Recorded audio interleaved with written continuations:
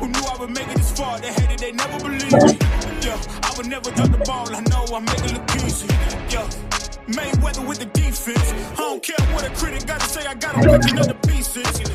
That to me, you really playing with your life. I'm about to come and run it all back. I'm the new era, about to snap back. You ain't fitted for it, cause you all cap like.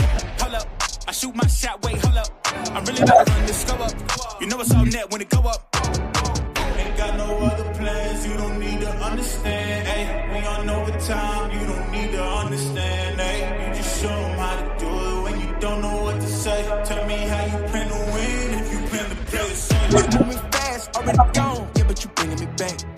Try to double cross me, dog, just let me relax. Stop assuming what we doing. Keep it moving, what we doing. Cause it can get bigger, cause it can get bigger, cause it can get bigger. Hey, please don't play no games with me, I promise I'm too much. Hey, I can never let up even if you had enough. Hey, this ain't for the faint of heart, we always playing rough. I had enough, it ain't luck. I needed a vision, I needed ambition, I needed a mission to beat in submission with no intermission. I see the collision, the crash in the distance, they coming off track, no. Now when they ask what's the motive, don't talk about the show them. They all about to see what I mean in the moment. I gotta keep going, I'm shaking the dice and I'm keeping it rolling, they already know. Ain't got no other plans, you don't need to understand, ayy. We on overtime, you don't need to understand, ayy. You just show them how to do it when you don't know what to say. Tell me how you plan to win if you plan to play. Moving fast, already gone, yeah, but you bringing me back. Try to double cross me, dog, just let me relax. Stop assuming what we doing. Keep it moving, what we doing. Cause it can get bigger, cause it can get bigger, cause it can get bigger.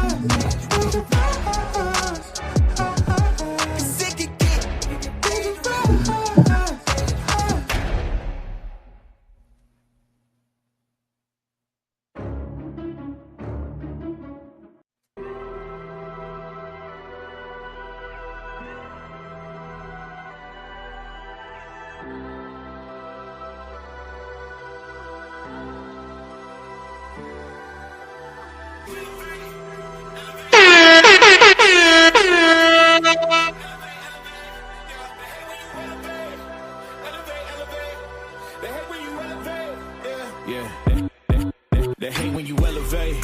They stacking up losses, I'm handing them out, yeah, I had to go delegate. It feel like I'm floating, I'm lost in the moment, I swear I could levitate. They never believed that I would really fly, I had to go demonstrate. I had to set them straight. They hate when you elevate, elevate, elevate. They hate when you elevate, elevate, elevate. Yeah, they hate when you elevate, elevate, elevate. They hate when you elevate, yeah. I had to elevate. I'm way up, way too fly, yeah, I'm feeling myself. Ain't no chance I'm coming down, no. Got a soul view to myself, yeah. Why would I give it up? Why do they wanna come take my place? I work too hard for it, don't need a replacement. This my vocation, now I got rollies, all in rotation. Hop on a jet just to take a vacation. Remember the moments was trapped in the basement. Now the hard work is all taking me places. Squatting all black like we trapped in the matrix. Bet on myself and go ball out in Vegas. Living a life like I'm rich and I'm famous. Don't see the grind that I know that it came with. I ain't make it this far for myself, yeah. I had to prove to everybody else, I had to set them straight, yeah. I had to ball, so I had to renovate, I know. They hate when you Stacking up losses, I'm handing them out, yeah, I had to go delegate. It feel like I'm floating, I'm lost in the moment, I swear I could levitate. All right. Good morning. We back at it again with another one. Good Wednesday morning. Man, clap it up one more time. Boxing talk in the AM. First thing in the morning, you woke up, got out of bed this morning, you're getting your day going, you're at work, figuring out what you're going to do with your day, but you want to catch up with what's going on in the space. Here we are, ready to talk some boxing talk this morning. Yesterday's show was a crazy show. First show that we popped off early in the morning, 9:30 in the morning, jumping off. Talked about a lot of things yesterday, right? We talked about content creation in the space. We talked about fights, Joseph Parker. We talked about Alexander Usyk. We spoke about so many different things. And here we are this morning, pretty much continuing a little bit off the conversation yesterday as far as the space is starting to bubble now. We're getting closer and closer to hearing and finding out what's going on with Jaron Boots Ennis, slowly but surely becoming one of the biggest topics in American boxing right now, in a space like we spoke about yesterday, on the back end of Top Rank now seemingly separating themselves from ESPN and people questioning where they're going to end up going. But at the same time, boxing in America looking for a boost, right? Exciting fights that can be made. We have a new generation, a new era of fighter coming up in the space right now. New champions getting ready to be crowned, new champions that have been crowned. The addition of young fighters like Shushu Carrington, Xander Zayas, up and coming Abdullah Masons. Who's going to lead the charge here?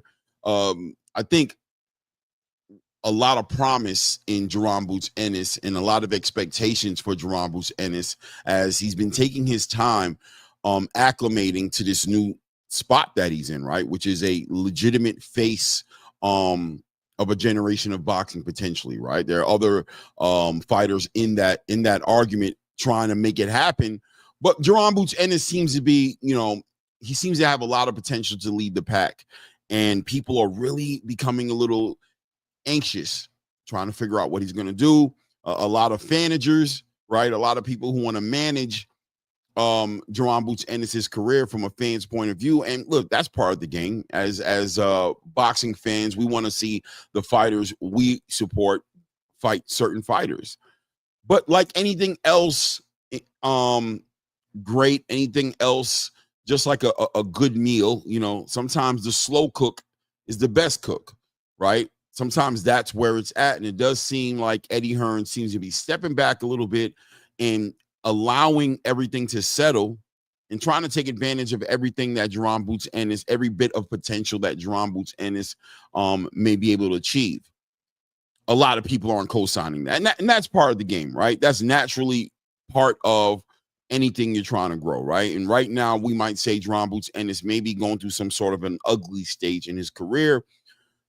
We've been anticipating him making his debut at 154 for at least, I would say, about his last 2 to 3 fights that were at 147. There was always been an argument in that window as to whether or not Jaron Boots Ennis should stay at 147 or go to 154. He's finally here. We finally have him at 154. And now the question is, who's the fight going to be? He came up here and fans had their crosshairs on a certain and on a particular fight. Turki Alalshikh also showing interest in Jaron Boots Ennis, had his crosshairs on certain fights as well. Normally with Turki Alalshikh, his vision aligning with the fans' vision, trying to give them the fights they want right now. Timing is everything with these fights. And Jaron Boots Ennis and Virgil Ortiz, hot topic right now. Everybody wants to see him. But look, there's a lot of extenuating factors involved in this conversation. But what are the fans of today doing now? Almost traditionally calling and shooting out the duck word, right? The duck word is out there, and Jaron Boots Ennis now they're trying to put this jacket on him. Me personally, never understood. I don't understand how Jaron Boots Ennis has transitioned from one of the most ducked fighters in boxing at 147 pounds. I put him in the same conversation of a Shakur Stevenson, in my opinion, and a lot of fighters, really, like Jai Opatai as well.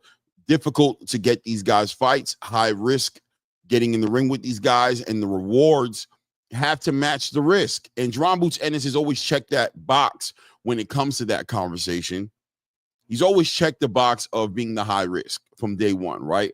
But the reward issue has always been the big topic of conversation with him, because as fighters are considering as to whether or not they're going to get in the ring with him or not, they have to consider, well, on the back end, there's multiple things we want to make sure are on point. Number one, is there a title? Is there some sort of legacy? Is there some sort of accolade? Is there some sort of accomplishment that I'll be able to carry with me into my future to say that I did this? And number two, worst case scenario, what do I walk away with monetarily, money-wise?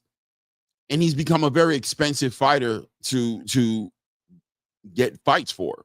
And we got to be honest about that. Now, Eddie Hearn investing in the Jaron Boots Ennis brand, trying to also find a way to be profitable in this, because as great of a talent as Jaron Boots Ennis is, and as much as of a privilege I'm sure it is to wield that type of product on the boxing space, at the same exact time, Eddie Hearns has to weigh out his profit margins. He has to answer questions to the people who are over him or next to him, however you want to look at it, as the zone or match. Let's not say the zone. Let's say Matchroom is not just Eddie Hearns. I'm sure there's multiple moving parts there that are looking at the profit and the bottom line when it comes to the business of Matchroom.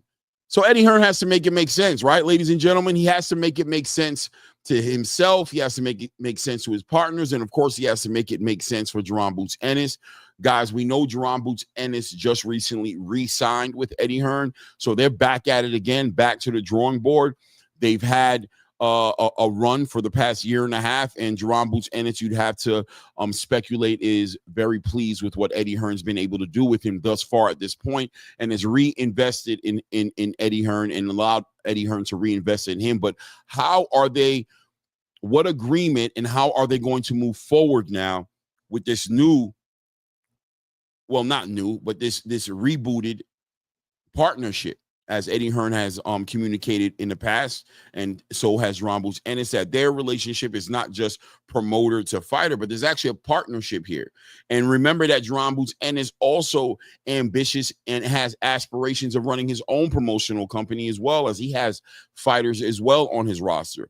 So as Jaron Boots Ennis is making these decision moves, and he's making them trying to be strategic with how he moves, investing and buying into the process at Matchroom, we as fans sit on the outside looking in, and we're trying to process everything we're seeing, right? We're trying to process everything we're seeing and trying to make sense of it all. Shout out to everybody who's in the building. We appreciate you guys being here. As you come in, please remember to hit the like button, subscribe if you haven't done it yet. Shout out to Clear World in the building. Clear, I got to hook you up, because I have to make sure I give you. I've been meaning to do this, and I haven't been doing this. Hold on a second here. 1 second here. Let's get you out the way. I don't know. It takes me forever to do the obvious at times. Salute to everybody in the building, man. AK Crowder in the building. Kalia World in the building. RC, salute to you, family.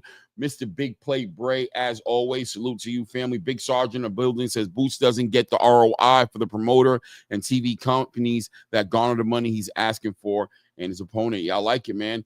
Salute to my guy. Yeah, buddy. My big bro. Big Blue Blood Sports is EV in the building, man.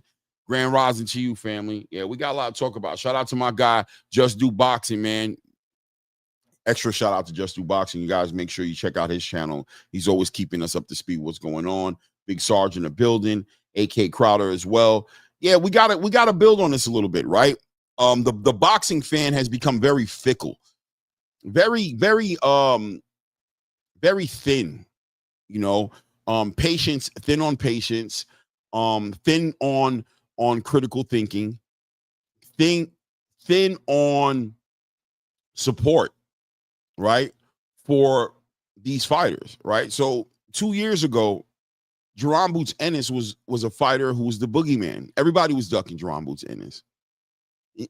I couldn't imagine, how difficult it was for him, especially around that Showtime, Cameron Duncan, PBC change in the guard, right? That was happening during that period in time. Invested in Steven Espinosa's ability to move the needle and use his influence with Showtime to put him in the best position. As Jaron Boots Ennis was a fighter who was in the same conversations as Errol Spence and Terrence Crawford, and I mean anybody at 147 who was the top of the conversation. Jaron Boots Ennis was there at one point in time, but nobody could find a reason to give him an opportunity because of the risk he brought to the table. And the fact was, we already earned our way to get up to this point. Why go backwards and allow a fighter this dangerous an opportunity to derail everything we're working for it? And Jaron had to be patient and be humble in that space, understanding, but at the same time, waiting on his opportunity and knowing that when he got his opportunity, he was going to take it and run with it and never turn back. Nobody seemed to be able to do anything for him. And Eddie Hearn got involved in the conversation, saw him from a distance, as Eddie Hearn has been working for years to get into the American boxing space and represent some of these fighters he's passionate about and he believes are the future of American boxing. You've watched Eddie Hearn acquire the likes of Shakur Stevenson now, Jaron Boots Ennis, Raymond Ford, the Savage One himself, who else? Richardson Hitchens. And he's now dipping his toe in the space at a perfect time where the top promoters in America are really rebuilding in a rebuilding phase, especially on the back end of what's happened with Showtime and the PBC, as the PBC was probably arguably the biggest controlling factor in the American boxing space. But now you watch Top Rank, who's, in my opinion, probably has the best roster as far as American boxing is concerned right now, as far as young and upcoming fighters. They really hold that right now. But outside of that, this was the perfect time for somebody to come from the outside and take a bite out of what's going on in American boxing space. We saw the surge of Turki Alalshikh at bringing in and infusing a lot of money into the space. And really, Eddie Hearn was able to align himself with Turki Alalshikh and use a lot of that energy to be a vehicle to push a lot of these big fights and big events with Turki Alalshikh and show these fighters the potential that he offered them as far as if they got into business with him. And he's been using it well. He acquired Jaron Boots Ennis, invested in the idea with Jaron Boots Ennis, put him in the Wells Fargo's arena twice, and found something out that he had to learn the hard way maybe, but what was that? And it was that he was going to have to overpay a lot of fighters to get in the ring with Jaron Ennis, because Jaron just, the risk was there, and all these interim champions at the time, with Terrence Crawford holding on to the actual undisputed status and full champion status over all these sanctioning bodies, it seemed like the welterweight division was just frozen in space at one point. Nothing was moving. And you can go back in my videos and see that I was pushing for Jaron Boots Ennis to move to 154 at that time, but things started to open up as Terrence Crawford made his way into 154 and started letting go of some of these titles. A lot of these champions were elevated to full champion. The Mario Barras is in the game, the Brian Norman's in the game, and of course Jaron Boots Ennis as well. And it seemed like these younger fighters, these new champions that were elevated up, maybe there was some opportunities in there for Jaron Ennis to unify, and we saw him actually end up doing that with Stanionis. It is what it is. Eddie, on the other hand, as a promoter of Jaron Boots Ennis, not getting any help, probably had to spend a lot of money to get Jaron Boots Ennis in that situation. And he invested probably with the marathon, with the broad landscape vision of, look, I'm going to show this guy that I believe in, and I'm willing to take a loss up front, because I believe later on we can recoup it, and I can make him a bigger star than he ever thought he could be. And that's what Jaron Boots Ennis was looking for as well. Guys, we can be honest, Jaron Boots Ennis is not the kind of guy to promote himself, to talk crazy, get on the mic, sell himself, call out fighters. Bozy is, up in his late 60s, early 70s. I'm not sure how old he is, but he's up there in age. That's not his way of carrying it. Bozie's always has been on record saying, hey, man, I'm going to let Steven Espinoza handle it. I'm going to let Cameron Duncan handle it. I'm going to let the people who represent us that we've hired and we've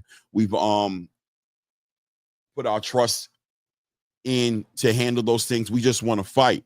So Eddie Hearn, being the mouth that he is, right, being the kind of person that he is, was almost, it could be a perfect fit for somebody like Jaron Boots Ennis, but only time would tell what Eddie'd be able to make happen for Jaron Boots Ennis. Well, after a 3 to 4 fight deal, I'm not sure how long the deal was, what did Jaron Boots Ennis end up getting out of working with Eddie Hearn? He ended up getting 2 shows in Philadelphia, packed out, sold out in the Wells Fargo Arena, was able to do something he never thought he could probably do. He was able to acquire a unification title fight against Stanionis and become a unified lineal champion. He was able to garner the attention of Turki Alalshikh, who wants to invest in Jaron Boots Ennis to be in the biggest fights. I would say he had a pretty successful run with Eddie Hearn. So naturally, when it came time to revisit, re-sign, or move on, I think naturally we saw Jaron Boots Ennis make the right decision for himself and his team, which is, we're not going anywhere. We're going to stay with this. This is tried true. It's working well with us. I like how Eddie's moving with us. So we're going to stay with him. But going into it, how did Eddie Hearn look at it going into it this time? He probably looked at it like, all right, I've showed you I can support you. I showed you what I can do, but you got to allow me to do my job. And Jaron Ennis, I'm sure, more than happy to allow him to do that, because he doesn't want to have to sit out here and talk to the media and promote himself and build these fights up and do all that. He loves what Eddie Hearn represents, right? If he would have been over at the PBC right now, for example, how much promotion, just speculating into how much promotion the fighters over there are getting now, how much promotion would Jaron have gotten there? How much promotion would he have gotten with Top Rank? What would he have been? What kind of fights would he have been involved in? I mean, Top Rank probably would have had him lined up with Brian Norman by now, maybe even pushed him into Turki Alalshikh's lap as a Ring Magazine ambassador, who knows? But at the end of the day, you know, he would have had to do a lot of talking for himself. Where's the promotion? Bob Arum's not the kind of guy at 94 plus years old right now to get in front of a microphone and promote the living daylights out of his fighters, right? You got to be a little vocal. You got to be willing to go out here in these social media platforms. You look at Brian Norman Sr., you look at Brian Norman Jr., you look at a lot of those fighters over there. They have to promote themselves. Shushu has to promote himself.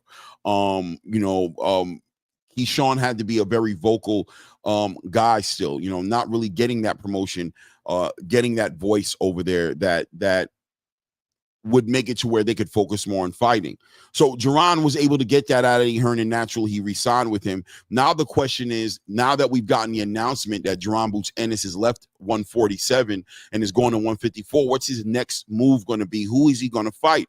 I think naturally lineal champion, unified champion Jaron Boots Ennis, I think a lot of fans would love to see Jaron Boots Ennis leverage all of his accolades that he's been able to accomplish at 147 and take that into 150, 154 and get right into the mix of the biggest fights that could possibly be made in that division. What are the biggest fights, by the way, at 154? Shout out to everybody stepping into the building. 21 people in the building. Make sure we're hitting the likes as we come in. Subscribe if you haven't done it yet. Shout out to Shelton Moore in the building. I see Shelton Moore popped up in the building, man. Just Do said, Bozy, 68 years young, Clay. Hey, man, thank you. Thank you for getting me up to speed. Yeah, right? I mean, he's up there, and he's really old school, right? He's cut from a different cloth. He's not about that BS talking. So he wants somebody to get it done with, right? Shout out. Shelton says, early morning boxing talk, people love it. Ennis would have been a big star if he was with Top Rank, in my opinion. Yeah, maybe. I think Top Rank could have been it, but I also think that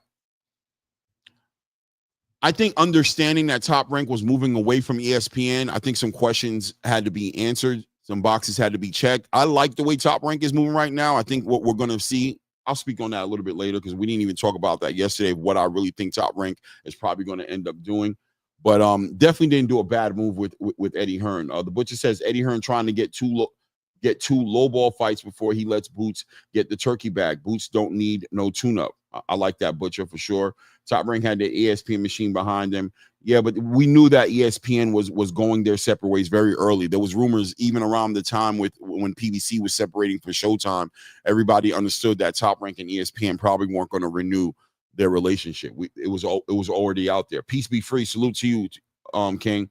We already knew that. So, what was the future going to be, right? You want to move to who you think has a hold of the future, not where they're at presently. You buy a stock because of where it's going, not because of where it's at. Buy low, sell high, right? It seemed like Top Rank was high and getting ready to, they was going to have to figure out what their next move was going to be. You had about 1.5 to 2 years before, Jaron could have possibly been in the same situation he was in with Steven Espinosa and Showtime. Just try to understand where he's coming from. I'm coming out of a situation where I'm with Steven Espinosa, who's linked up with the PBC, who's working with Showtime. This is the biggest platform to be on, the Def Jam, you can say, of boxing right now.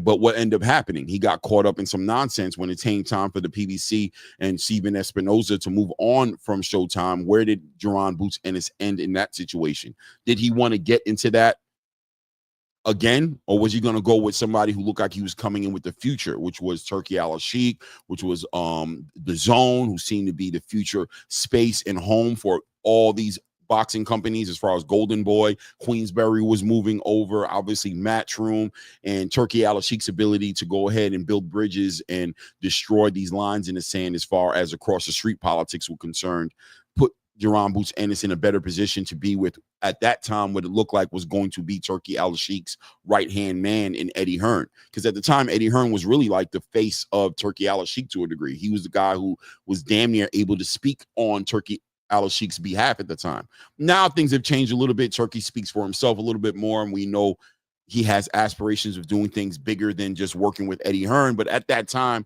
I think Jaron made the decision that made the most sense with what he was facing at that moment. Let's see here. Shelton Moore says, Clay, can we kill the narrative that Boots was promoted by the PBC?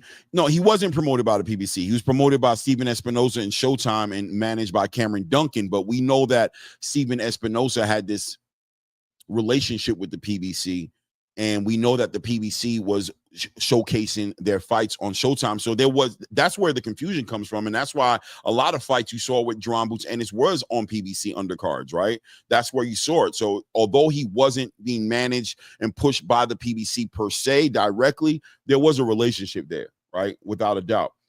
Just who says now they're moving on to Jesus Ramos. It's not done yet, but Boots is hoping it gets done. Yeah. So we got to talk about what Jaron is going to do, right? The duck talk is ridiculous. That talk is just dumb. I mean, I don't want to say he's dumb, right? I don't like, putting that tag and calling people out their name and stuff, but I think it's just at a minimum jumping the gun, right? Boots, this is not an issue that Boots has as far as anybody offering enough of a threat to Jaron Boots Ennis to where Boots is considering not fighting them because of fear of loss or, whatever have you. That's not the case. This is about business. And I believe that the business that you're looking at happening right now is called profit. Jaron Boots Ennis is not yet a profitable fighter to invest in. Take a moment to allow that to sizzle in your spirit and process and digest where I'm going with this. Jaron Boots Ennis is a great fighter for fans to watch fight. We know on our eye test says we want to see him in the biggest fights because we want to know if what we're seeing is what it is. And the only way we're going to know what it is to see him in front of the biggest fights. But the handlers and the politics of the sport say Boots is a high risk for any fighter. If you're a manager of Sebastian Fundora or Virgil Ortiz, or when he was at 147, Brian Norman, or Terrence Crawford, or Errol Spence, or Serhii Bahachuk, or Bakrahm, even to a certain degree. Not Bakrahm so much, because Bakrahm really, I think he's kind of in the same situation Boots is in, to be honest with you. But if you're in the management business of any of these fighters, and you look at making a Boots fight happen, you are taking high risk into consideration as far as gauging how likely you are to fight Boots next or not. And how do you manage the risk? What does the risk management look like for an Adrian Clark, right? For a manager on the other side of a negotiation with Jaron Boots Ennis' team. It's either going to be the reward, right? It's either going to be, does he bring unifications, belts? Does he get my fighter closer to being an undisputed champion or something of that nature? But most of the time, let's be honest, this is prize fighting. It's money in, money out. So you got to make it sense. You got to make it make sense financially for these fights to be put together. And Eddie Hearn hasn't been able to find that profitable space yet with Jaron Boots Ennis, being that Boots is not yet a pay-per-view fighter or hasn't yet been in that pay-per-view model to where we can consider points, we can consider pay-per-view sales and money on the back end that would make investing millions of dollars into Jaron Boots Ennis the thing to do. You got to manage that.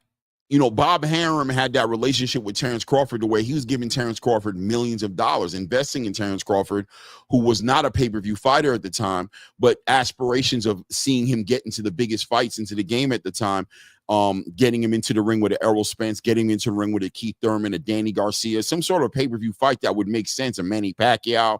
But Bob wasn't able to do that. Why? Because he had crossed the street politics. So all the money he was investing in Terrence Crawford, he took a loss working with Terrence Crawford. He spoke on this, right? Saying the money I lost on putting money behind Terrence Crawford and getting him in these fights and how much I had to put up to make these fights happen and pay Terrence, I could have bought 1,000 mansions, right? Boots is in that same situation with Eddie Hearn, where Eddie Hearn is trying to figure out the profit. Where's the line at? Where can we put Boots? And how do we get Boots? If he's not there right now, how do we get Boots into a space to where it becomes profitable, to where we don't necessarily need a Turki Alalshikh to be profitable? I can make him, I can be profitable with him off the strength of my means, what I'm able to provide, right? And I think we're watching that happen in real time. And I think it's easier to say, all right, Eddie, why don't you just put up the money, make the fight happen? Obviously, nobody is, or I don't think should be, taking into consideration Eddie Hearn's pockets. But I would say if you are interested in the fights coming together, and if Eddie Hearns is concerned about his pockets and he's the one who's moving the needle as to where Jaron Boots Ennis lands next, as far as the fights are concerned, then, you know, these intangibles got to be taken into consideration, whether or not, I'm not saying we're going to count his pockets, but if Eddie Hearns is really going to make this happen for the fans, then he has to find a way to make the business of Jaron Boots Ennis a profitable business. So how's he going to do it is got to be the question. And the moves that he's making are going to represent that. So what's spinning around the block right now is that Eddie Hearns is putting offers out there. He put out an offer that was communicated to the world in the last 2 days that Josh Kelly was a fighter he was considering putting, that he sent an offer to. Rumors are circulating that maybe an offer was sent out to the likes of a Jesus Ramos or Baha Chuck, or trying to figure out what makes most sense. Me personally, I thought Yoenis Tellez would have been a legitimate option. But at the end of the day, people are now saying tune-up. This word tune-up is spinning around on Jaron Boots Ennis, and it's a jacket that has Jaron Boots Ennis sound like maybe he's ducking or he has some fear. Like, why tune-up? Why does he need a tune-up? This guy is a unified lineal champion, picked, favored to beat most of these fighters that we want to see him to get in the ring with. What tune-up could be necessary for Jaron Boots Ennis, right? Shout out to Chris Brooks in the building. What's good, Chris Brooks? Hope everything is good. Says, salute my brother Claymore Rain, late to the cookout. YouTube not sending notifications. Yeah, you know, it is what it is, man, when it comes to that YouTube thing. I don't know. I got to figure out that YouTube thing. I'm trying to figure it out right now. I'm actually hiring some help to get me going in that, because I suck at it. I really suck at it, man. What I like to do is talk about boxing, but I need to figure out how to manage this algorithm thing, the analytics, and try to get the channel. I don't know. That's a whole nother conversation. Don't even know if that's a conversation that needs to happen right here on YouTube, right? Justu says Bochuk was Boots' first choice. Clay, he turned it down to get his lick back with Brandon Adams. Second choice was Brian Mendoza. Third choice, Josh Kelly. Both didn't like the money. Boom. I didn't even know about the Brian Mendoza. I knew about the Bochuk, but I didn't know about Brian Mendoza, right? So the money issue, it seems to be what the issue is with Jaron Boots Ennis, as it always is, right? Because Eddie Hearns is going to put them offers out there, but at the same time, he's looking at these guys for what they really are. And I think those guys are looking at Jaron Boots Ennis and Eddie Hearn as the risk that they are. And they feel like this guy's up and coming next guy, man. We want a lot of money to get in the ring with him. We're not just going to get in the ring with this guy for regular money. Look, in a big way, there's a compliment niched in there somewhere, right? That's in the linen there. There's a sewed in compliment in there to say that this guy is such a dangerous fighter and really as talented as he is. That's why I don't understand the duck conversation, the duck talk, because what would Jaron Boots Ennis be ducking fighters who won't even get in the ring with him unless they're going to make life-changing money? That's what they think about, because they think fighting Jaron Boots Ennis is going to be a life-changing experience, right? Or at least potentially can be a life-changing experience. And if it can be that, we want it to financially also be life-changing. So the duck talk is nonsense. The duck talk just has no weight. You know what I mean? There's no weight in the duck talk. It's about making it make sense financially. If it make dollars, it makes sense. So these fighters are going to have to take offers that make sense to where they are, not to the threat that Jaron presents, right? If you're a fighter who made $100,000 in your last fight, no, you're not making $1 million fighting me all of a sudden, especially right now where there's no belt on the line. There's no type of real, there's nothing on the line. It's not a big pay-per-view fight. This is about boxing at the point. This is about activity. This is about staying busy. To a fighter like Jaron Boots Ennis, that activity is everything to him, because the more active he can be, the better of a fighter he can evolve himself into being, the more consistent he can be as a fighter. Sitting back, like let's say Gervonta Tank Davis or Canelo Alvarez, somebody who's more established, doesn't make sense for a fighter like Jaron Boots Ennis who's trying to get himself to that status. Activity is key. So Jaron wants to be active. He wants to be active, and he needs to be active, and that's probably what he's more so invested in Eddie Hearn to do, is to keep him active. These fighters are going to have to make a decision as far as are they trying to be active. I don't know where Jaron's going to go next. You know what I mean? I don't think any of us know it. I see Judge Deuce speaking on the fact that there's a negotiation going on with Jesus Ramos. Jesus Ramos seems to be in a position to where he's not in a lot of these PBC fighters, I don't believe, are in a position to be turning down opportunities to fight, as they're trying to build themselves up. Whatever opportunity comes across the table that makes a little sense is probably where they should go, because I think they're risking inactivity. If they walk away from these opportunities. You look at Keith Thurman, man, his activity is like slow to a snail's pace, because he believes that he's earned a certain amount of recognition in the game, which I think there's an argument there to say it. But the less activity you get, the more insignificant you become in the space. And I think he's dealing with that and battling with that. And the longer you wait, the easier it's going to be to lowball you, because at some point or another, you got to pay your bills. If you're not active and you're not obviously sought after the way you believe you should be sought after, at some point you got to start making a hard decision, right? It is what it is. Let's see here. Eddie let's see here. Talk to no doubt. Now Ramos, let's see here. Shelton Moore says, remember, people, it doesn't matter if we think the offer is good. What matters is if the opponent is happy with the offer. 100%. RC in the building, salute to you. You said they're going to throw Thurman at Boots like a gatekeeper. But Keith Thurman's not going to allow that to happen. He's not going to allow himself to be thrown anywhere. I don't know. I think Keith Thurman, brother, he's getting older. He's still riding that wave of who he was when he was a unified welterweight champion. And I don't know if anybody cares as much as he'd like people to care.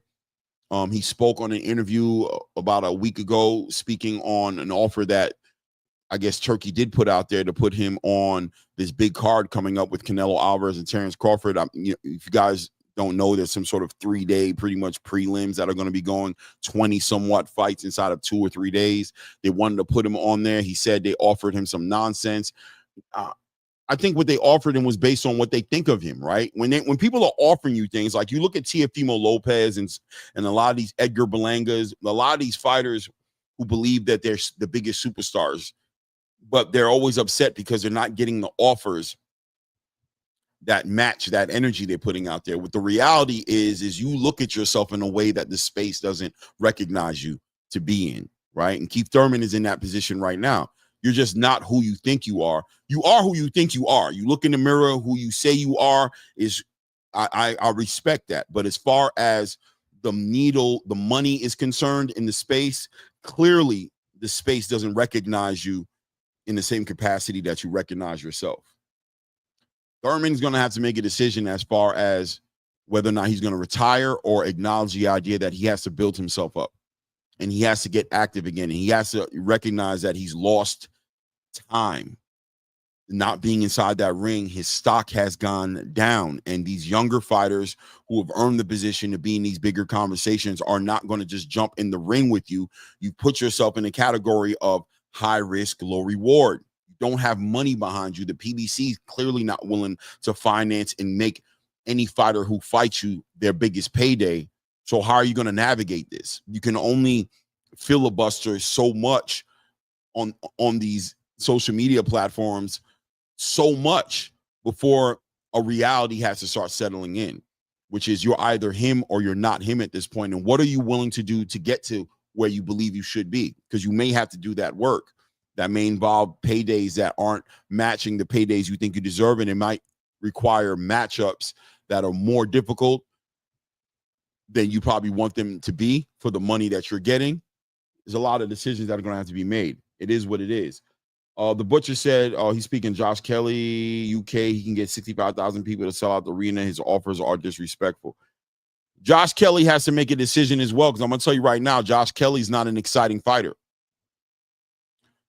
That makes a difference.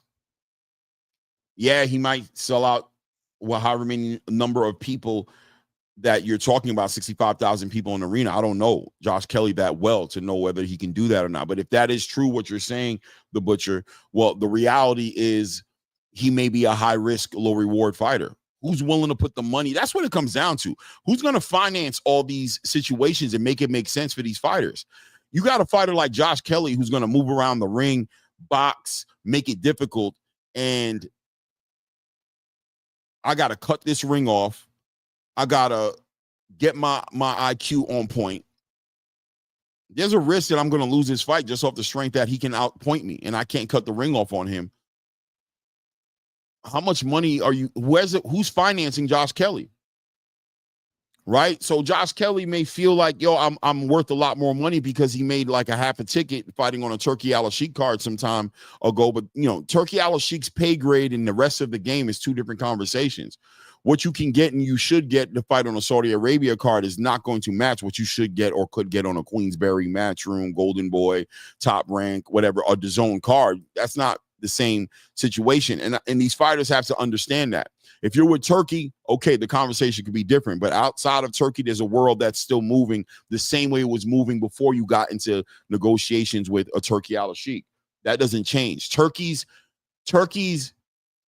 your come up and your payday with Turki does not change your value to everybody on the outside who's taking into consideration the realities, which is money in, money out. You're talking about a promoter or, an investor in Turki who's not concerned about making money. He's not concerned about the profit. So he can pay you great money to help you out.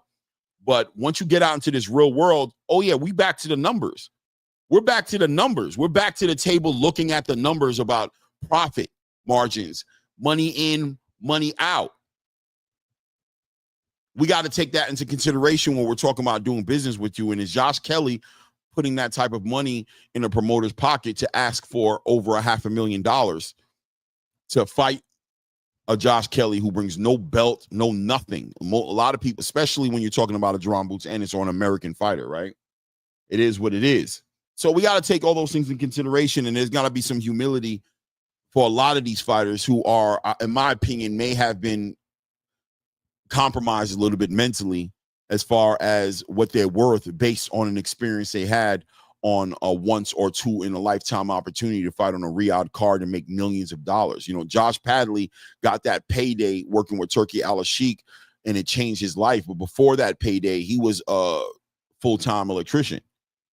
You know what I'm saying? Like, Yeah, and now that he's back out in the world, unless he's fighting a Turki Alalshikh on a Turki Alalshikh card, he's going to get back to making that money he was making before, $50,000 to $100,000 a fight, somewhere in that window, until he can get himself into a big fight and get that right dance partner that can get him some money. But even then, how much more money can he make? Because we need to sell tickets, we need to sell pay-per-views, we need to make money as a company as well, right? All these things become big time talk when you get outside of the Turki Alalshikh universe, right? When you jump out like Marvel, right? When you jump out that Turki Alalshikh conversation, it changes big time. So it's going to be interesting to watch what happens with Jaron Ennis. But in my opinion, Jaron Ennis is playing chess now.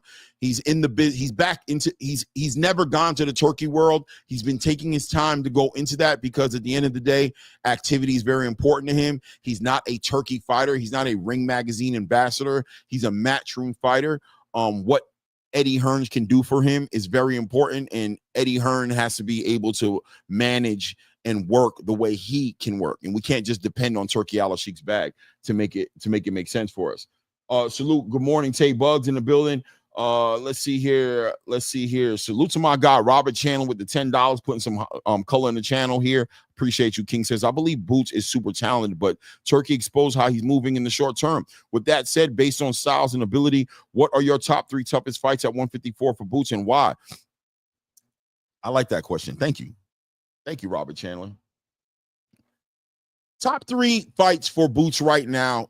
There's stylistically complicated fights, and there's money fights as far as the biggest fights he can make, as far as biggest prize fights he can make, right? I think the top 3 fights right now, if I had to go off the top of my head, would definitely be Xander Zayas, and I would say probably between Bakrahm and Sebastian Fundora, right? The champions in the division. There's other fights that can be made that are big, but I think they become complicated when you talk about the Jermell Charlos, the Errol Spences, even the Keith Thurman, I think could be a decent fight as well.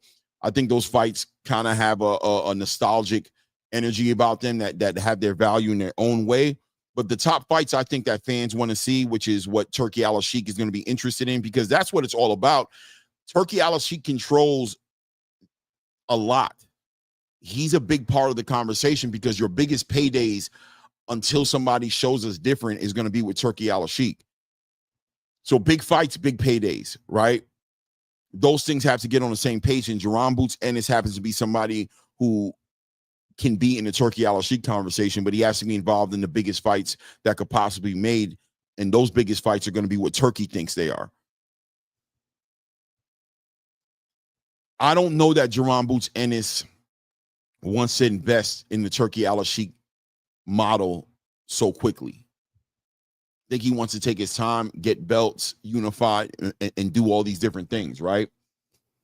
Stylistically, I think Xander Zayas brings a cerebral energy into the space that wasn't there before he became a champion.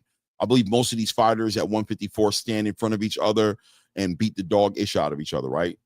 That's what I believe I'm looking at 154. When I look at Virgil Ortiz, stand in front of you, flat-footed Mexican, walk you down, beat you to the body, beat you to the head, and knock you out, stop you. That's what he's trying to do. When I look at Serhii Bohachuk, he has a Mexican style, flat-footed. He's an Eastern European who has that pedigree to box in different levels, but he chooses to fight like a Virgil Ortiz. And even when you look at Bakrahm brings that boxing pedigree as well, but he's also stopping people. Xander brings the movement. I think it was Punch Drunk who talked about Xander Zayas having this Devin Haney energy about him, and I agree with that. I think he moves around, he adjusts in the ring, and he's a fighter you have to be a thinker to get in front of. He can give anybody issues. Those are the fights that are in front of Boots Ennis, his biggest fights, I think, that are there to make happen at 154. That's what I think. Hope that answered your question, man. Appreciate you, man. Thank you. Hold on, let me go ahead and drop this right here. What do we hear? Let me see. Just do Josh Padley, the battling Sparky. I agree that offers are disrespectful. Let's see. Just do says to the Butcher, I agree the offers are disrespectful and should know better by now. That's the part that pisses me off. I should cook on this early. Yeah, I mean, I don't know, man. I don't know, man. Why are the offer? You know, last night I was on a panel with YSM, with Mill over there, with Jamil, and he said something that was very real, something that I don't take into consideration enough, because I'll be honest with you, I'm not in these fighters' pockets, right? I'm not that kind of boxing fan who sits there and wonders how much money these guys are making. But, you know, as a content creator in the space, I have to acknowledge how much of an influence that money talk is in the game. It's the biggest factor in us getting what we want. These guys aren't making the kind of money they're asking Boots for. All of these guys are trying to get into the ring with Jaron Boots Ennis, and they're trying to get life-changing money. But the reality is, Jaron Boots Ennis, there's an argument there to say that he's not. Is it fair for Jaron Boots Ennis to hold the weight to represent the highest payday for these fighters? What has Jaron Boots Ennis built for himself that brings that kind of money to the table for these fighters? Let's take a moment and think about that. What we like about Jaron Boots Ennis, what we understand about Jaron Boots Ennis, has he built himself up to be a fighter? You know, like Tank Davis brings 300,000+ pay-per-view sales, supposedly, to the table for a fighter. So there's back-end money, right? And that's where it gets kind of weird with this pay-per-view model that's dying right now. Jaron Boots Ennis is not even being a pay-per-view fighter. Why is he required to bring the biggest payday to these fighters outside of the threat, the risk that he brings to the table? But the money doesn't get printed out of thin air. It has to come from somewhere. So exactly what is Eddie Hearns supposed to do? Make millionaires out of fighters who are making $100,000, $150,000, less than $100,000 in their fights before they fought Jaron Boots Ennis? He's required to overpay these dudes. And then after he does that, how does he recoup the money and make it make sense for the investors that keep Matchroom afloat? I'm lost a little bit when it comes to that part of the conversation, because I get the whole entire idea that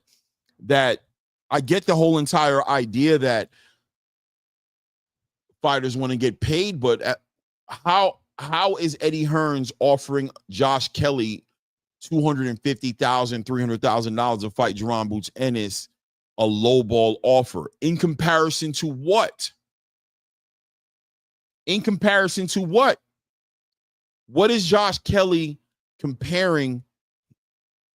What made him this fighter that should be making X amount of dollars? I hear him quote and talk about making $500,000 or making way more money in his last fight. Let's look at BoxRec and find out who Josh Kelly fought in his last fight, right? Let's look at Josh Kelly. Let's see here. I'm actually interested because I haven't looked into it, right? I'm gonna be honest with you. I haven't looked into it, so I'm very interested in it. All right. Josh Kelly's last fight was against Flavius Bia, right?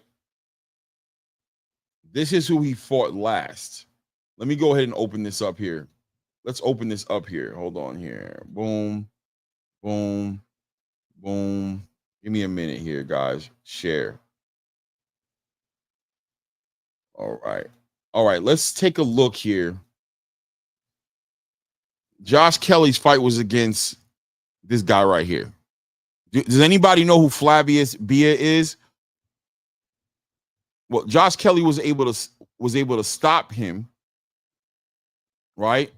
Where was this event here? United Kingdom. British, promoter is Nice Saarland. Did anybody see this fight? Was this a big fight? Here's a card.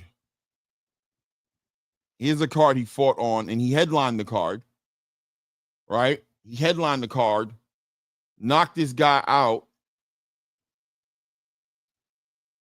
inside of what? In the first round, right? How much money did he get paid for that? How much did he get paid for that? He's saying that he got paid all this money. Yeah, Desi Sanchez. I looked at those fights. Those fights were fire this morning, man. Those Japanese cards are on point. Shout out to Angelo Reyes Boxing who put me on. I almost forgot about those fights this morning, and I still got to catch the earlier fights because I woke up late this morning. I was up late last night. I still got to catch it, but I saw those last couple of fights. Man, great card, man. That's great boxing right there. But yeah, so Josh Kelly. Back to Josh Kelly. Here we are. Who has Josh Kelly fought? Where is he getting these paydays? I mean, okay, Ishmael Davis is a fight he fought. This was at Wembley Stadium. I don't know how much he got paid. Placido Ramirez. Gabriel Alberto Corzo. Does anybody know these fighters? I'm confused as to how much money is Josh Kelly supposed to be offered? Based on what? I believe it's just based off of Jaron Boots Ennis. And I believe there's a false narrative out there about Jaron Boots Ennis being this huge draw outside of Philadelphia. I'm a big Jaron Boots Ennis fan. And I think most American boxing fans are very familiar and love to watch Jaron Boots Ennis fight. I mean, he's all over the social media space right now, one of the biggest trending topics in the American boxing space right now. But is the money lining up with the mystique behind Jaron Boots Ennis yet? I think he's going to be there, but is he there now? What is Eddie Hearns supposed to offer these guys? The Butcher said he got $400,000. 1.7 after pay-per-view sales. What pay-per-view sales? I'm lost.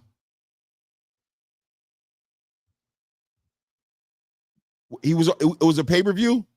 Did you buy it? Is it a UK thing? Is the Josh Kelly and Jaron Boots Ennis fight going to be a pay-per-view fight? The Butcher?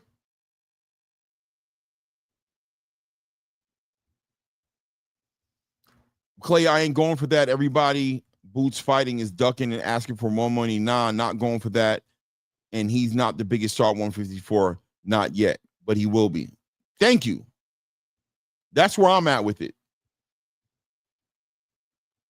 Okay, Desi Sanchez says, no, definitely not. Shelton Moore says, it doesn't matter if we know them or not. Kelly got paid to fight them. How much did he get paid, though? Shelton? How much did he get paid to fight them? Who financed these fights for Josh Kelly? Right? So maybe Jaron Boots Ennis should entertain going to fight Josh Kelly in the UK. I'm down for that. Maybe is that the best look? Is it because the fight's happening in Philadelphia that the Josh Kelly fight doesn't garner the money? Maybe that's what it is. I'm down with that. Except Boots whenever a match that doesn't get made with Boots, but it's everybody else except Boots, so we're not holding him and Eddie accountable. Okay. Money has to be made, right? Like, this is a business. Can Eddie just go out there and be like, yo, I want a fight to be made. I'm going to get this guy $2 million. I guess he could, but is he going to make money on it? How's the money going to get made? Obviously more than 250,000.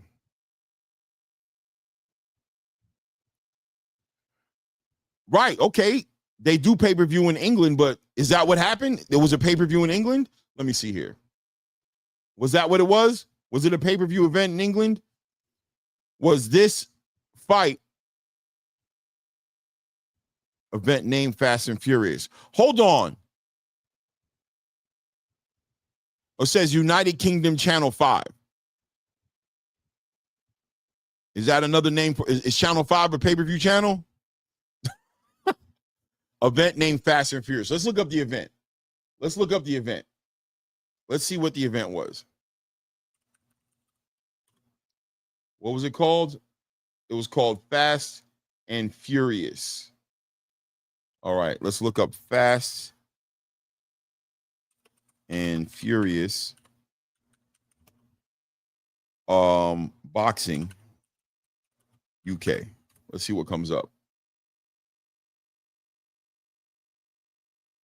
Okay, here we go. Fast and Furious.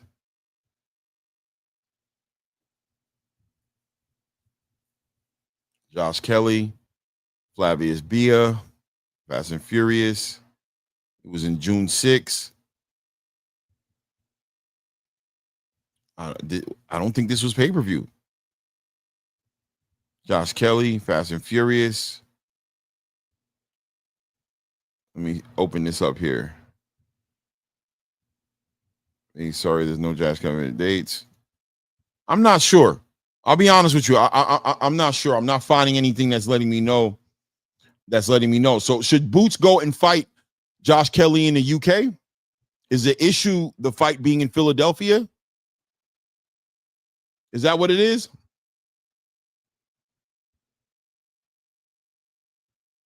Is that what it is? Does the fight need to happen in the UK? I don't know. You guys will let me know. I don't know. The Boxing Boys pulled it up yesterday. Where'd they pull it up? And what they come to the conclusion, Butcher, that it was a pay-per-view?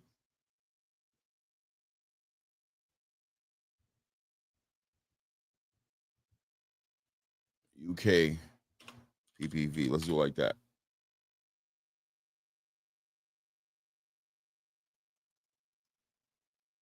Let's see here. Yeah, I don't see it. I don't see it. Oh, his payouts. Okay. And what did he make? The Butcher, you said he made $400,000 to headline that card, right?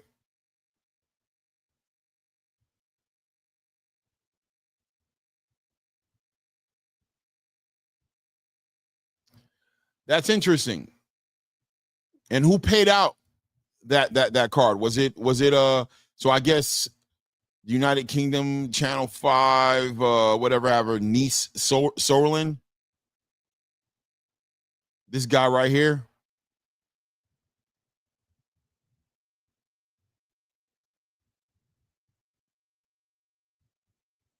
Was this it right here?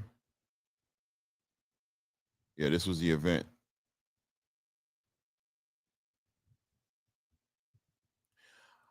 I don't know, man. So there's a balance that needs to happen, right? So if Jaron Boots Ennis wants a fight to happen in Philadelphia, then it is what it is. It is what it is. If he wants a fight to happen in Philadelphia, if that's where Eddie Hearn and the Ennis team has come together and understand that they want to promote and push this, then it has to be what Josh Kelly's able to do in America.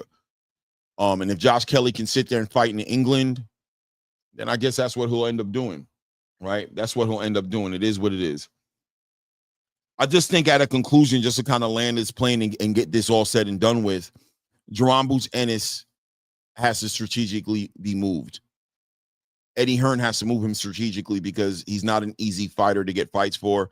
And obviously these fighters want life-changing money in order to get in the ring with him. So there's going to have to be some patience from the boxing space as far as fans are concerned, as far as waiting to see what's going to happen. From what I understand, I'm hearing sometime this week or early next week, we should be getting an announcement from that team as far as what the fight is going to be that's coming out. And we'll see what happens at that point. Is Josh number one in the WBO? I thought he was like number 3 or number 2. Well, I guess he would be number 1 after Xander and okay. So he would be number 1. Now we'll put Boots at number 2. Because he was right behind. Boots was right behind him. Let me see here. Let's see where he's at. Let's see where he's at. Let's refresh these. Woo, woo, woo. Xander Zayas. Okay, that makes sense. Yeah, Josh Kelly would be number 1. You take Xander and George Garcia Perez out of the conversation. Xander's a champion. George Garcia just lost. So Josh Kelly would be number 1. So he should be the next fight for Xander Zayas. He should be the next fight for Xander Zayas. That's who Josh Kelly will be fighting. So, I mean, Josh Kelly has some cards on his side to play, obviously. At the end of the day, he can campaign and try to either get the WBO to mandate a fight between him and Xander Zayas, or he can just hope that Xander Zayas picks him up and that's a fight. And would Xander Zayas take that fight? Why not? That's a very winnable fight for him. That's a fight that's right up his alley. Josh Kelly doesn't provide that danger necessarily. He's not a big puncher, but he's a decent puncher, a good fighter. Xander, being the kind of fighter he is, would probably, I don't know, maybe that's a fight he could take. So maybe Josh Kelly entertains doing that, and if that happens, then maybe the fight that needs to happen for Jaron Ennis would be a Jesus Ramos fight. I like it, but the Butcher, you're right. I like it. You're right. Why risk fighting against somebody like Jaron Boots Ennis for $250K when you can sit there and wait for that mandatory to pop up against Xander Zayas, right? Obviously, if Xander Zayas goes for a unification fight, if he ends up trying to get a fight with Sebastian Fundora or making those type of things happen, that can derail that a little bit. And if that does happen, then where does Josh Kelly go at that point? I mean, he's risking some inactivity, right? Probably another, if he doesn't fight Xander Zayas next. If Xander Zayas fights a unification fight, then he risks sitting on the sideline for about the next 7 to 9 months, which I guess he might be willing to do. It is what it is. Salute, ETB. What's good with you, family? Hope everything is good, man. So, yeah, Jaron Ennis, duck talk, diabolical. I ain't going for it. Fights being made, same thing with Jaron Ennis has been from day one. Complicated, high risk, low reward fighter. The only other option that, and I wouldn't mind him doing it, is to get inside of that Turki Alalshikh business model as soon as possible. And that's got to be the question that gets answered as we watching it, is at what point does Eddie Hearn allow Turki Alalshikh's influence to be, when does he allow Jaron Ennis to benefit from that Turki Alalshikh conversation? In other words, Jaron could be getting a lot of fights lined up, high big paydays with Turki Alalshikh, championships, unifications, all those things. What is Eddie Hearn? And when you watch the way it's being moved, it actually gives a little bit of precedence to what Turki said as far as tune-ups are concerned. Is Turki's probably being honest about that, right? Whether or not that's exactly what Eddie Hearn or Jaron Boots Ennis said, it doesn't matter. The way you're moving. If I can give you the biggest fights and the biggest opportunities out there, and you're choosing to fight a Josh Kelly and offer him $250,000, when I can put you in the ring with a Bakrahm, I can put you in the ring with a Virgil, I can put you in the ring with bigger fights for bigger money, and you're choosing to go the Josh Kelly route, then it does have tune-up energy about it, right? It does carry some tune-up energy about it. I don't know, man. I can see the argument on either side. One thing's for sure, two things for certain. I just ain't buying that Jaron Boots Ennis is ducking anybody. But I do think the business of the sport is moving. And I think Eddie Hearn is moving the business in a direction that benefits him the most. The question is does it benefit Boots the most? Right? Yeah. Does it benefit Boots the most? The way Eddie Hearn is moving, does it benefit Boots the most? I don't know, man. Listen, I like Eddie Hearns. I think he's done some good work for the fighters over here, but without a doubt, Eddie Hearns over the past 2 years has been more focused on loyalty and the profitability of Matchroom over the fighters a little bit more, right? He's more concerned about those situations kind of panning out that way. It always gets weird when these conversations come up with these promoters for me. Deloney Fam Sports, salute. Good morning to you, fam. He said, I just hope Boots doesn't end up being one of those fighters that has a big padded resume with a bunch of wins, but not making substance in the opponents or notable wins. I don't think that'll end up happening to Jaron Boots Ennis, because I think he's too ambitious for that. But I do think we can see growing pains. We can see some growing pains. I think we can. I guess Boots models is all money ain't good money. I don't think that's Boots' model. I think Eddie Hearn is under the magnifying glass, guys. I think Eddie Hearn has to show and prove a little bit better right now. And we gotta just watch closely and see what the next fight is going to be. I think we're going to have to watch Eddie Hearn a lot closer. Okay, that being said, let's keep on. Let's continue moving here.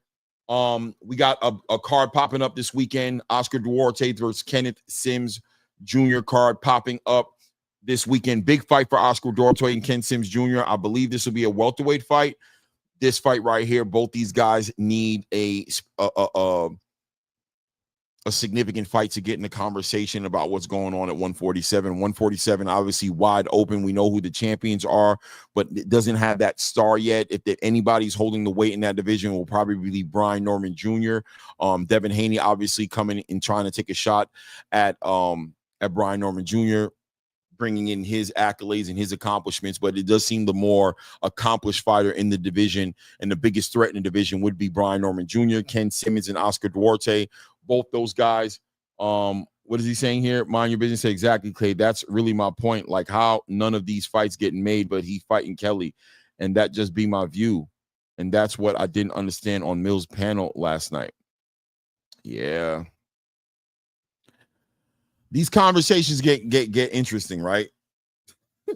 These conversations get so interesting because as you talk about it and you start to make sense of it for yourself, you start to wonder what are these guys thinking about? And you're trying to figure it out. And although it's easy to throw the business of boxing in somebody's face and say that as a fan, we're not in the business like that. So we got to talk with some humility. But at the same time, if it doesn't make sense, it doesn't make sense, right? You want it to make sense. And to dismiss somebody's concern with you don't know nothing about the business, I guess you're right, but maybe we don't know that much about the business, but we know what we want to see. We know we have our common sense, right? It is what it is. It is what it is. Sonny August says, too many fanboys in boxing. That's a problem, Claymore. I mean, yeah. I mean, that's always been the problem, right? I'm also going to put the link out there. This show today is going to be a in and out show. You know what I mean? It's not going to be really that long, probably. I don't think there's that much to talk about in the space. We got a card coming up. I am interested in this Oscar Duarte Ken Sims fight. I'm going to speak on that a little bit here. Oscar Duarte gets that major test this weekend, right? We've seen what he's been doing, and Ken Sims gets an opportunity. He's been on a great run as well, right? Let's pull up Kenneth Sims box right here. See if that's enough. There we go. Been on a good win streak lately. Last fight against Kendo Castaneda, able to get a unanimous decision in that fight. This fight right here puts him right in the conversation of what's going on at 147. 3 fights into his 147th campaign. Oscar Duarte as well. Oscar Duarte as well, looking to make a move at 147 as well. Coming off of a great fight. I think his last fight was against Miguel Medueno. Don't quote me off the top of my head, just remembering. A win over here, I think, puts Oscar Duarte right in the conversation of fighting the likes of, you know, maybe even the winner of a the loser of a Ryan Garcia, Rolly Romero too, maybe. You know, he's an exciting fighter to watch. Hold on a second here. I'm trying to do something here. I want to pull this down. Boom, there we go. Shelton Moore disappeared.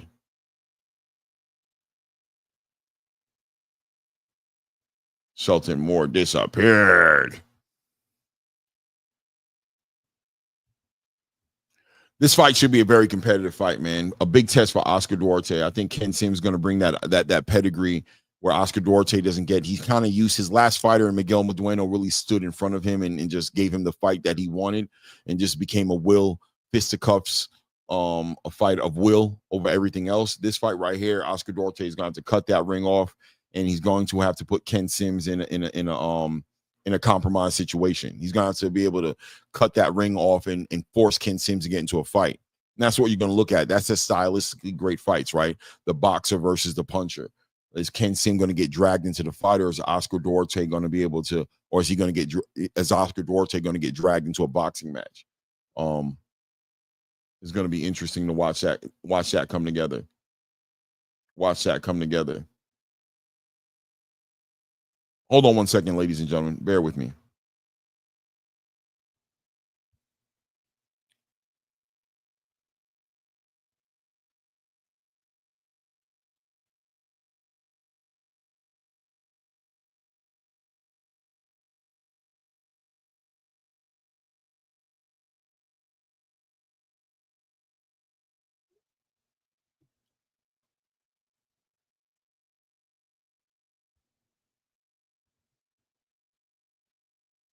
Shelton, you there? Clay, my man, what's going on, man? Doing good, family. How you? I'm good, man. You know, early in the morning over here in California, but it's a beautiful thing. You feel me? Oh yeah, you in Cali. Okay, I didn't even know that's where you are. I figured you was over there somewhere on the West Coast, though. I had a feeling you was over there I'm somewhere. in LA, man. I'm out here doing my thing, but see, this is what happens, bro. The issue we got. This is what happens when the fan base starts saying this guy's a star, and you know all the platforms are pumping this guy up like he's a mega star. Then he begins to believe he's a mega star, and the other fighters begin to believe it as well, because I know for a fact that fighters listen to everything, especially the top guys. They listen to everything. Yeah. So if everybody is saying this guy's a star, then naturally the guy fighting him say, well, this guy's a superstar. That's what y'all told me. So since he's a superstar, I want to be paid superstar prices. Yeah. I mean, I get it, you know, but it's an interesting task on Eddie Hearns' shoulder, and you know, you can't help but acknowledge that Turki Alalshikh is there and willing to get involved with the Jaron Boots Ennis business, right? Like he wants Jaron Boots Ennis to be involved in some big fights, but provided Ennis fights the guys he wants him to fight. See, that's the part that people live on. Turkey's not going to pay you unless you fight in the fight that he wants. Yeah, 100%. He's not leaving the discretion up to you. He's not leaving it up to you. I don't care what you want. This is what I want. But you would think that what Turki wants is what Jaron wants. And I'll be honest with you. See, that's the thing. See, that's the thing. That's a big problem we have in this community. A lot of times we assume things, Clay. So you don't think Jaron wants to unify, fight champions, fight the biggest fights? You don't think that's what he want to do? Well, according to the guy with the purse strings, right? Now, I don't know how you should believe him or not. I don't know if you should believe him or not. But according to the guy who's holding the wallet, he said, the dude asked me for a tune-up. I told him, if you want tune-ups, you can do that with Eddie. When you're ready for big fights, holla at me. That's what the man said out of his mouth.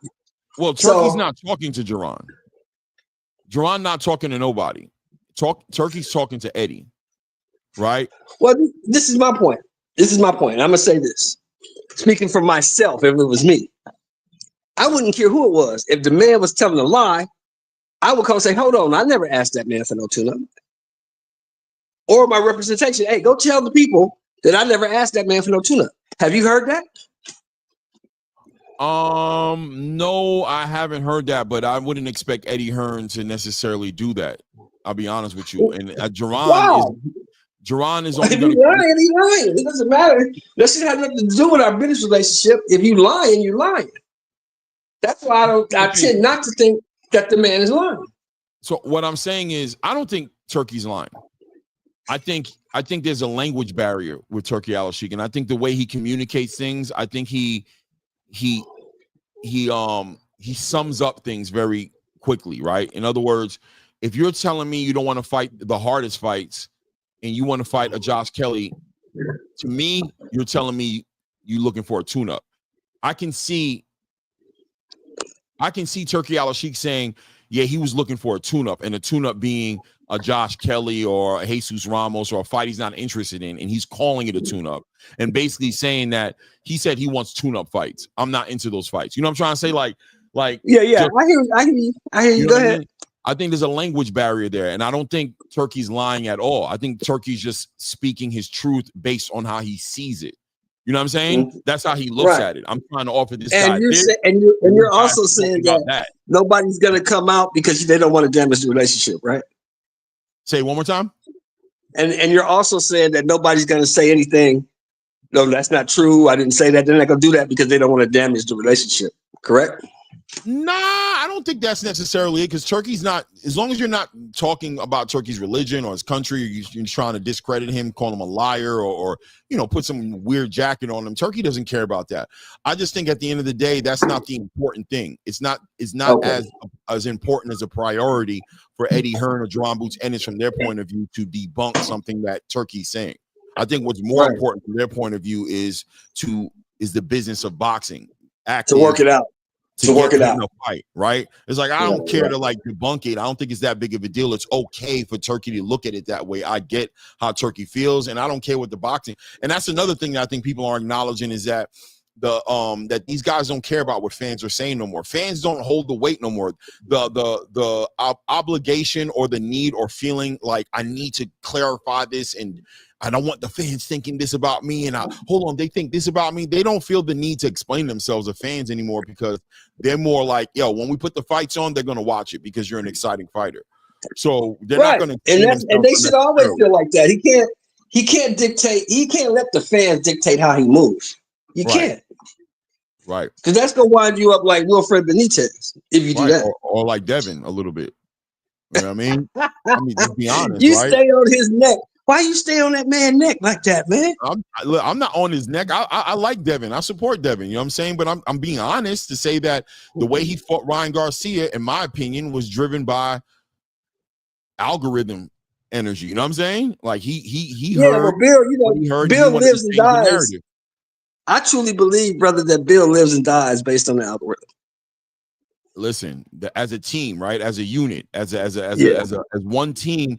It does seem like what happened inside that ring against Ryan Garcia was narrative driven, right? We want to change the narrative. They think this about us. I want to change their mind. I'm going to show them I can do this other thing, and end up getting them in trouble.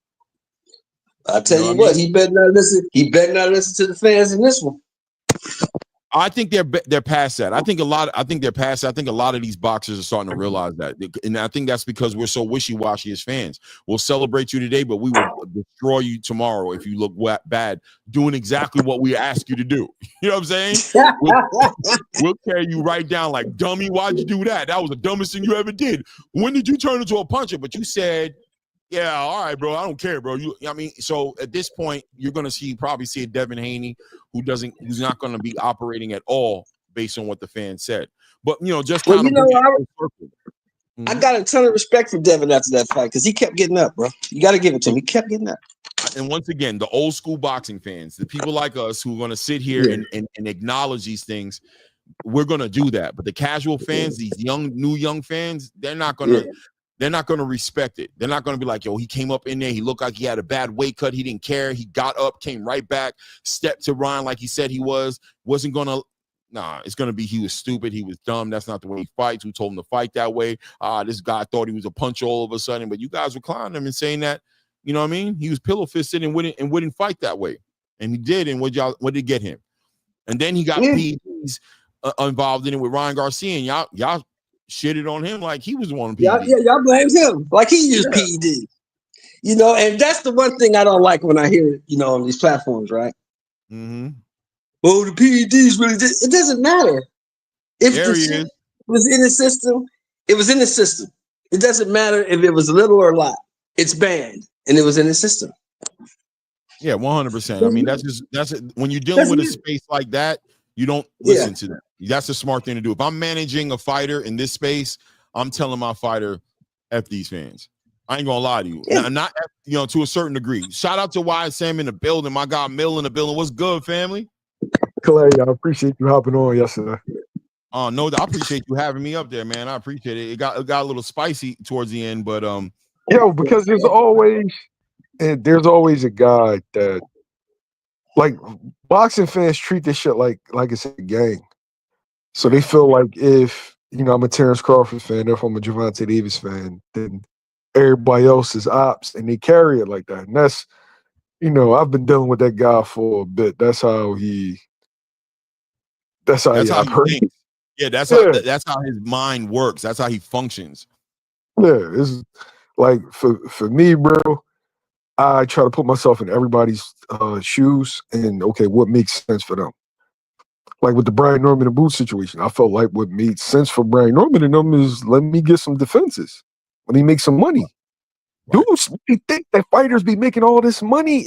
That's not the case, man. Like, Yo, and that was interesting. Like last night, you brought that to light. I never thought about it as deep as when you brought it to the table and we were speaking on it. You were trying to get us to figure out how much you think God made in this fight. How much?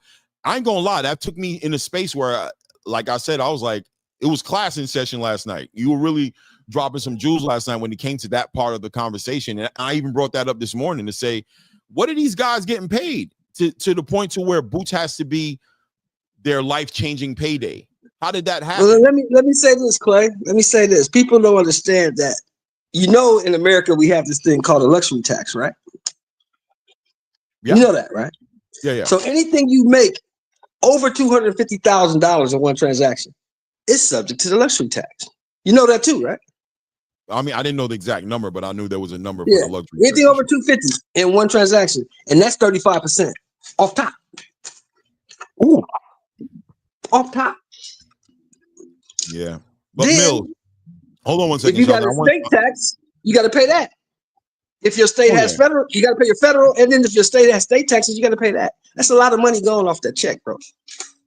No, without a doubt. Hold on one second, though, Sheldon. I wanted to allow Mills to cook on this. I just wanted to because I know where he was going, so I don't want to derail his thought process. But just to say that, yeah, the money, I think people do have a misconception about what these fighters are getting in comparison to what they're being offered. And in the conversation, I know that because the conversation turns into that's an insulting offer. Is it? Is it an insulting offer? I don't speak on it. It's an insulting offer if the only people that you pay attention to is Canelo Alvarez, Floyd Mayweather, and that's the reality of boxing fans. Boxing fans, they want to talk about backroom shit, but have no idea what they're speaking on. They want to talk about splits and all that shit, but it's more intricate than 60-40. It's more intricate than that. Yeah. Like, okay, who's paying for the fight, right? So when fights don't happen, they assume that it's the fighters that's afraid or it's the promoter. The reality is there's certain networks that don't want certain fights. I don't think that's a good fight. I'm not paying for that shit. That's how a lot of fights end up on pay-per-view because the networks won't pay for it. Right. There's a whole bunch of mitigating factors into boxing, and when you start trying to be in the back room without getting all the information, you get a snippet of information and then you react off of that. You get on, whatever platform and start calling guys ducks and scared and all that shit. I feel like to boxing people, you make yourself look stupid. And I know for a fact that they laugh at a lot of YouTube channels. A lot. Yeah, I know. I believe. I really do believe that, man. I ain't gonna lie to you. I think that. I think that the idea most of the time that a fighter doesn't want to fight is hilarious. I just don't believe it for most fighters. I think most fighters want to fight, bro. But why would he not want to fight? He does that for a living. That's how he makes his bread. Why would he not want to fight? But also that word duck has become. I come from when I hear duck, and I can only imagine how a fighter feels with getting that jacket put on them. To paint a picture that I'm running from a fight when I chose fighting as a career is diabolical. But they start. Go ahead, Clay. But today the word duck is used so loosely, and Mill, like you said, in the back rooms they're laughing as they're hearing people use this word so loosely. Every time that word comes to the surface, the content creating space loses credibility in their words. It's like, we're going to stop listening to you guys. We're going to stop participating in helping your platforms grow. We're going to stop giving you any type of we're not going to empower you to continue to push fake narratives out about us. You put a duck word on a fighter, that's slander, damn near. You know what I'm saying? You are discrediting everything that fighter has committed his life to doing in the sport. So how do we use the word so loosely when the real word is probably, at the end of the day, business? Business is being done behind the scenes that you guys, that we don't have access to, and we can ask for fights, but the respect has gone away for the fighter, and it's turned into entitled content creators in the space speaking from a very arrogant, know-it-all. I'm a businessman. I went to school for 4 years. I've been doing business. I know business. I know this. It's like, brother, you have a hard time managing your mortgage and your car note to keep your credit score above 750. No less talk about how people are managing millions of dollars to control money in and out. Stay in your lane. Should be the key to everything. But the word duck getting thrown out there, and now Boots doesn't want. How did this man go from 2 years ago being one of the most ducked boogeyman fighters supposedly in the space where he couldn't get in the ring, can make fights happen across the whole entire boxing space, to now he's ducking? How did that happen? Hey, Clay, here, narratives drive boxing. And now you have unqualified people. You have inexperienced people creating narratives on a day-to-day basis off of a whim. No etiquette, no ethics, no contacts, but they drive the boxing fans' mind, and that is very dangerous. For as much as, and I benefited from how boxing is. Boxing is like organized chaos, and I don't have a background in journalism. I'm an econ major, bro. Like I didn't have a background in sports journalism nor journalism. It was just a sport that I was involved in. And I'm sorry, a sport that I was just interested in. And I just, just got certain opportunities and I ran with it. But you got dudes out here every time a fight doesn't happen, such ducked. Do these motherfuckers not understand that somebody's career is mapped out in like 2s and 3s? Their people already told them what they're doing. Okay, we're going to fight this guy, and then we're going to fight that guy, and then if everything goes right, we'll enter in the negotiations for this guy. But some guy calls them out on the internet. Oh man, you're ducking him, you're scared, you're petrified. Why don't you fight him? No, my network told me, and my promoters told me it's going to be this guy, that guy, and this guy. Oh man, you're scared. Fight him anyway. So I'm just meet him in the alleyway, and then we'll just put some gloves on and let's knuckle. Somebody's going to record it with their phone, right? Yeah. The reality is Virgil Ortiz, 2026, early 2026. It's happening. So I just want to know, what the fuck is the outrage for? It's because, I'll be honest with you, it's because people want to sound like they know what they're talking about. And a lot of times their talk puts them in a position to where now they got to defend something. So earlier it was going to be like this. I'm calling it like this. This is the way it's going to be. Now that it's not being like that on the time you predicted it was going to be, now you're flipping and projecting the energy onto the fighter and onto the promoters, right? These guys is doing something stupid, dumb. The only reason they would do it, they want to paint a picture like the only reason it's not going the way they said it was going to go is because somebody's scared, bad business is happening, Eddie Hearns is a bad promoter, Jaron Ennis doesn't speak enough for himself. You know what I mean? They want to paint this picture and they can't get around the idea that in due time is a real thing.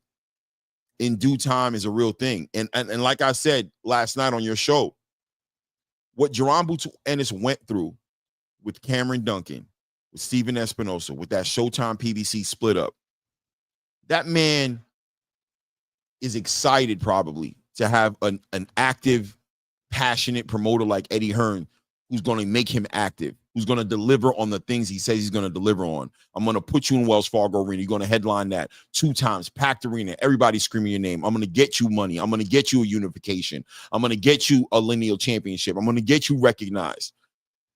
Boots seems like the type of person, including Bozy, who just want to do their job, which is be the best. and they want an Eddie Hearn. Somebody's going to do their job. And if he finds Eddie Hearn and he re-signs with Eddie Hearn, he's going to move out the way and allow that man to do his job. And he's going to do what he does, which is train in that damn gym and be a committed fighter and aim at becoming a champion. As long as that path that Eddie has him on is leading him down that road to where he wants to be, he's going to sit back and allow it to move that way. Hey, Clay, you mentioned something about boxing fans, right? Mm. And you made a good point, and I want to expound upon that. So we got a comment in the comment section. My man Antonio said, "All that sounds good, Clay and YSM, but Boots is a 30-year-old prospect, right? I want you to imagine, and this is where we get the picking and choosing from.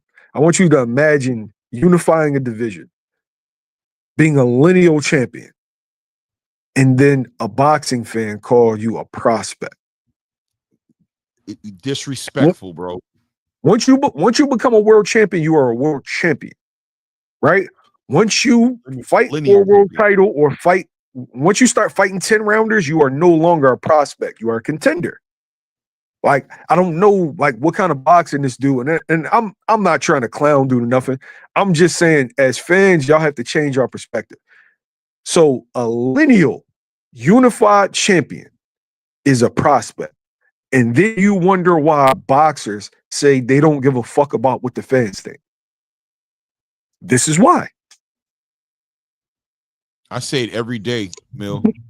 Every day I'm talking about this. The fact that the American boxing fan has lost so much credibility in the boxing space. They don't listen to you guys no more. They're not here. They don't want to give you guys interviews. They don't want to communicate with you guys. They don't want to get on these panels because some disrespectful little fan thinks he has the right to sit up here and call a grown man who's committed his whole life to a sport a duck, question his business acumen, question his heart, question his where in the world in England, when you look at the UK, those fans over there, 90,000+ people inside of an arena watching gladiators put it all on the line. Where are they? Don't have watching Derek Chisora. Just put it that way. Watching Derek Chisora with 14 losses, and he making cash over there. He getting paid. Hey, yo, none of these champions are undisputed for real. Outside of Usyk, Bud, Bam, and Inoue. When did Bam become undisputed? Straight up.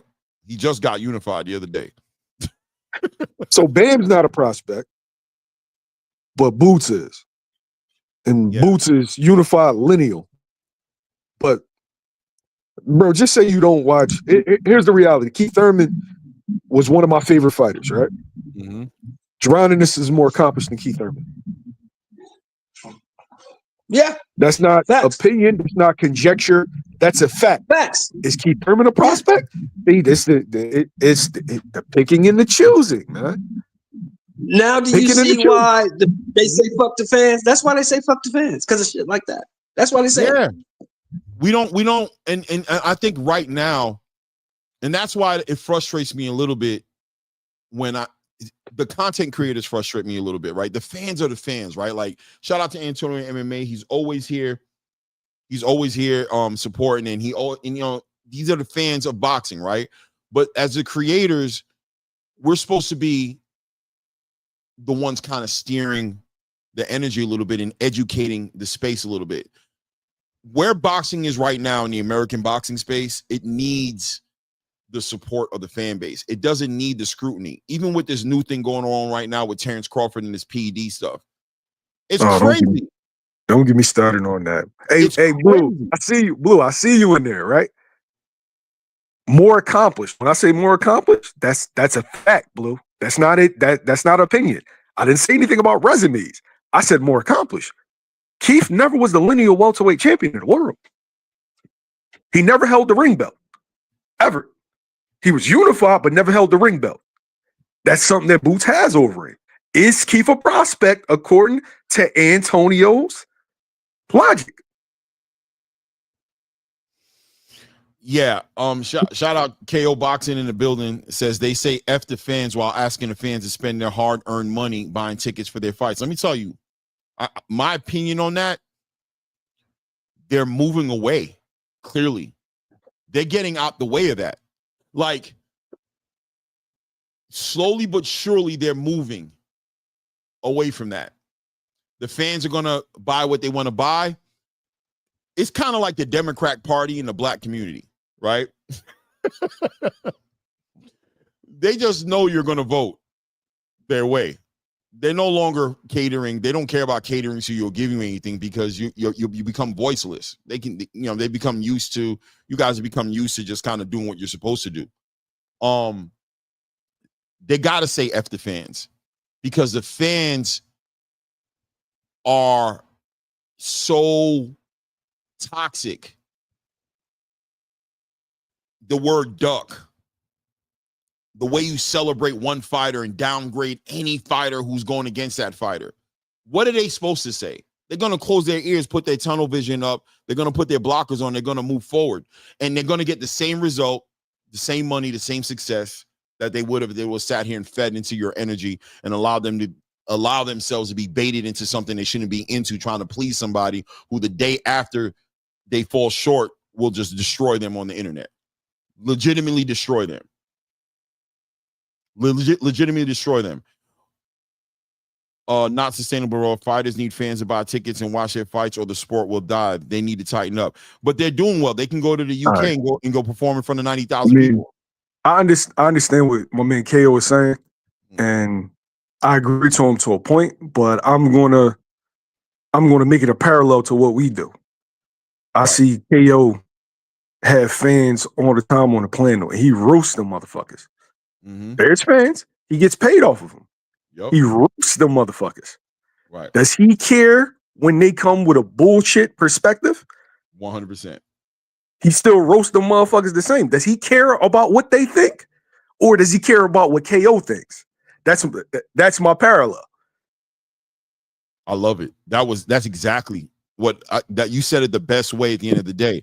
These fans will take the abuse and still come around and support in the way that they're supporting. The way the fans have set the stage, they'll still come around. Even if it has to turn into wanting to watch Boots lose, they'll watch. Yeah, he be roasting motherfuckers. I'll be like, yo, I'll be throwing in the towel for him. He be going, hey. I know. And here's the thing, right? Here's the reality that people got to look at, right? If 1 or 2 or 10 or 100 of you say, I'm not watching boxing no more, so what? So what? Yeah. They're not going to miss you. And you're not going nowhere. Is the point. You're not going nowhere. Nobody's boycotting a fighter because they think nobody's doing that. You know what I'm saying? They say they will, though. But they say they will. They get on the internet and say they will, but they won't. That's why even with Devin getting all the pushback he gets, it doesn't matter, because he knows, hate me, love me. Floyd showed the world that. I don't care. As long as you tap in and watch me fight, I don't care. And you're going to do that, whether it's because you want to support me and watch me win, or whether it's because you want to prove that I suck and watch me lose. It doesn't matter. I'm just saying, if you live your life as a fighter, and Devin is the perfect example of this. If you live your life or work your career trying to please the fans, you will be unfulfilled because they can't be pleased. Fans are like women. They will never be satisfied. They won't love you until you're gone.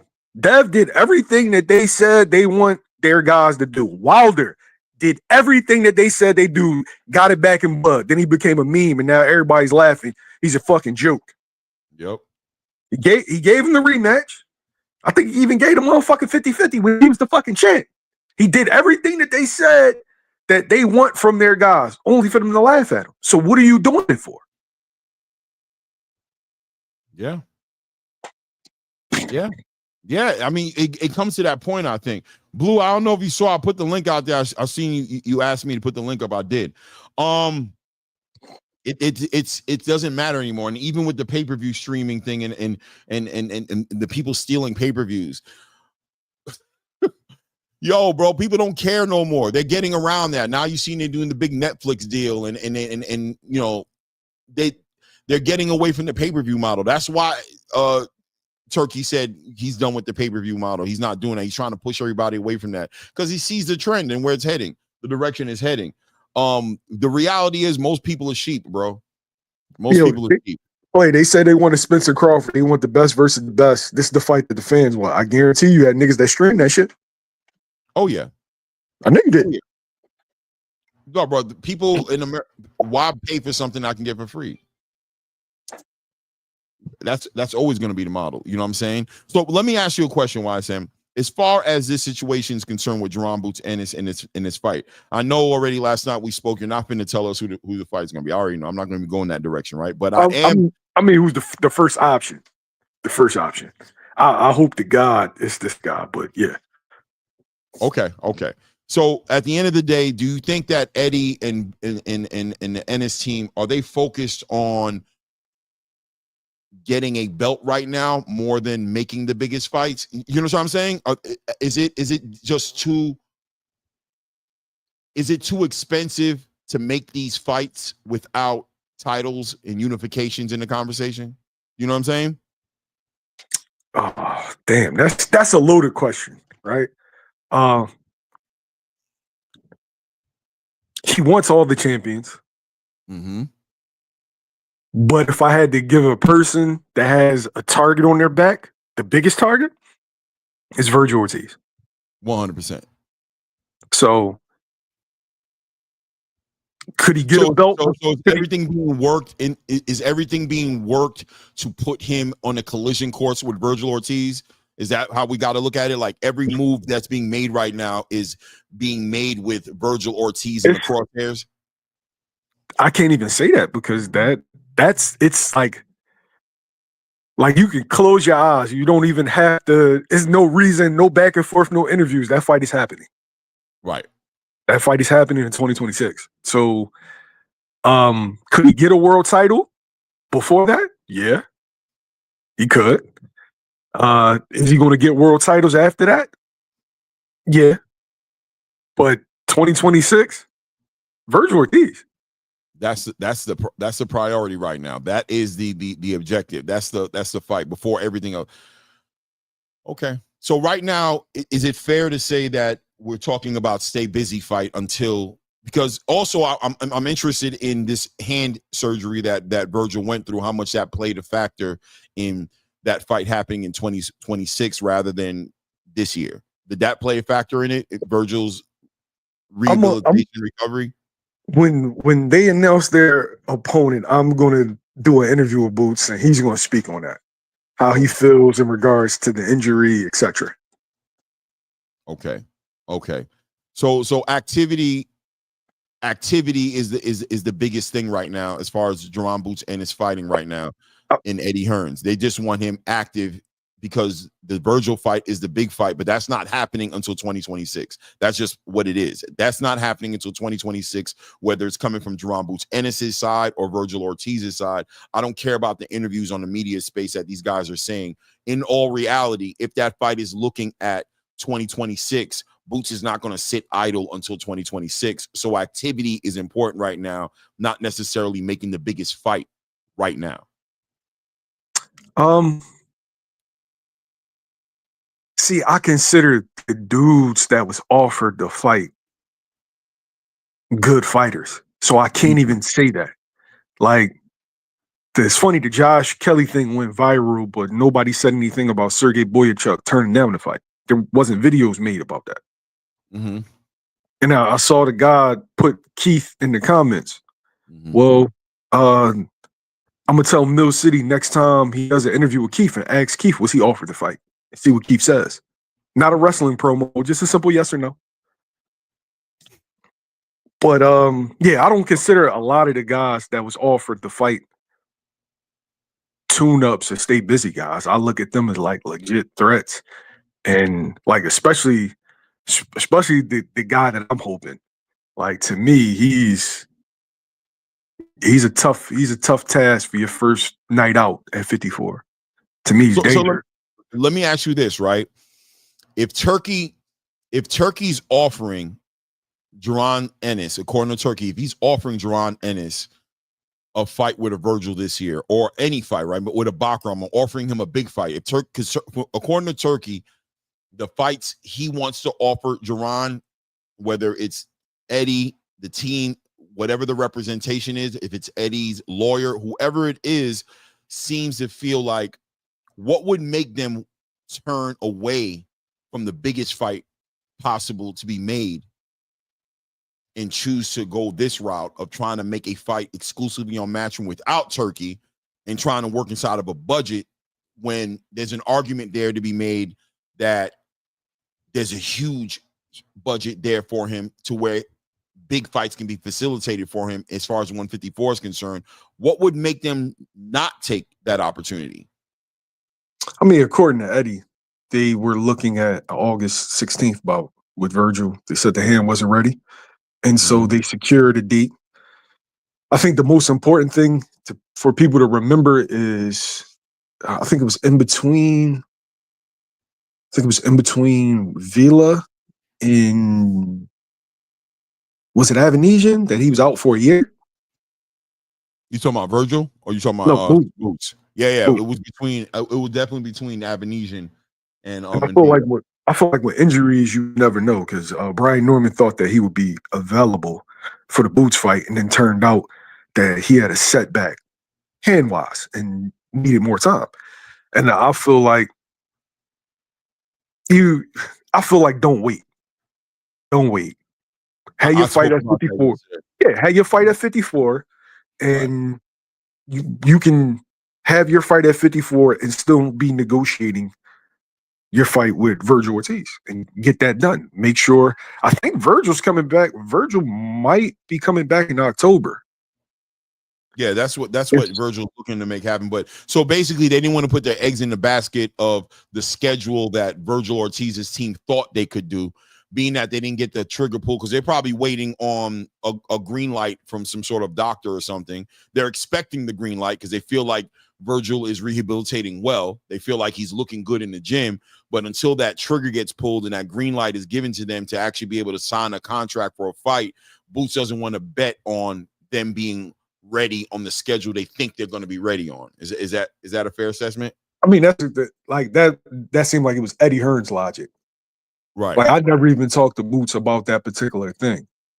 Like, if Eddie's saying that, they wanted to secure a fight, and mind you, he's a draw.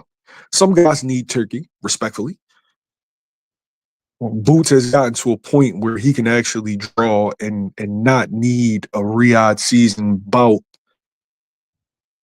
You got some promoters that felt like they have lost money on fighters, and so a Riyadh season is a safe bet because they don't have to promote the fight, they don't have to put up the money, and they're taking 20% off the top. I think that is a part about the boxing business that's being overlooked. There's a reason of why everybody is clamoring for the promoters are clamoring to put these guys on a Riyadh season card. It's a win-win. They're taking home all profit. Right.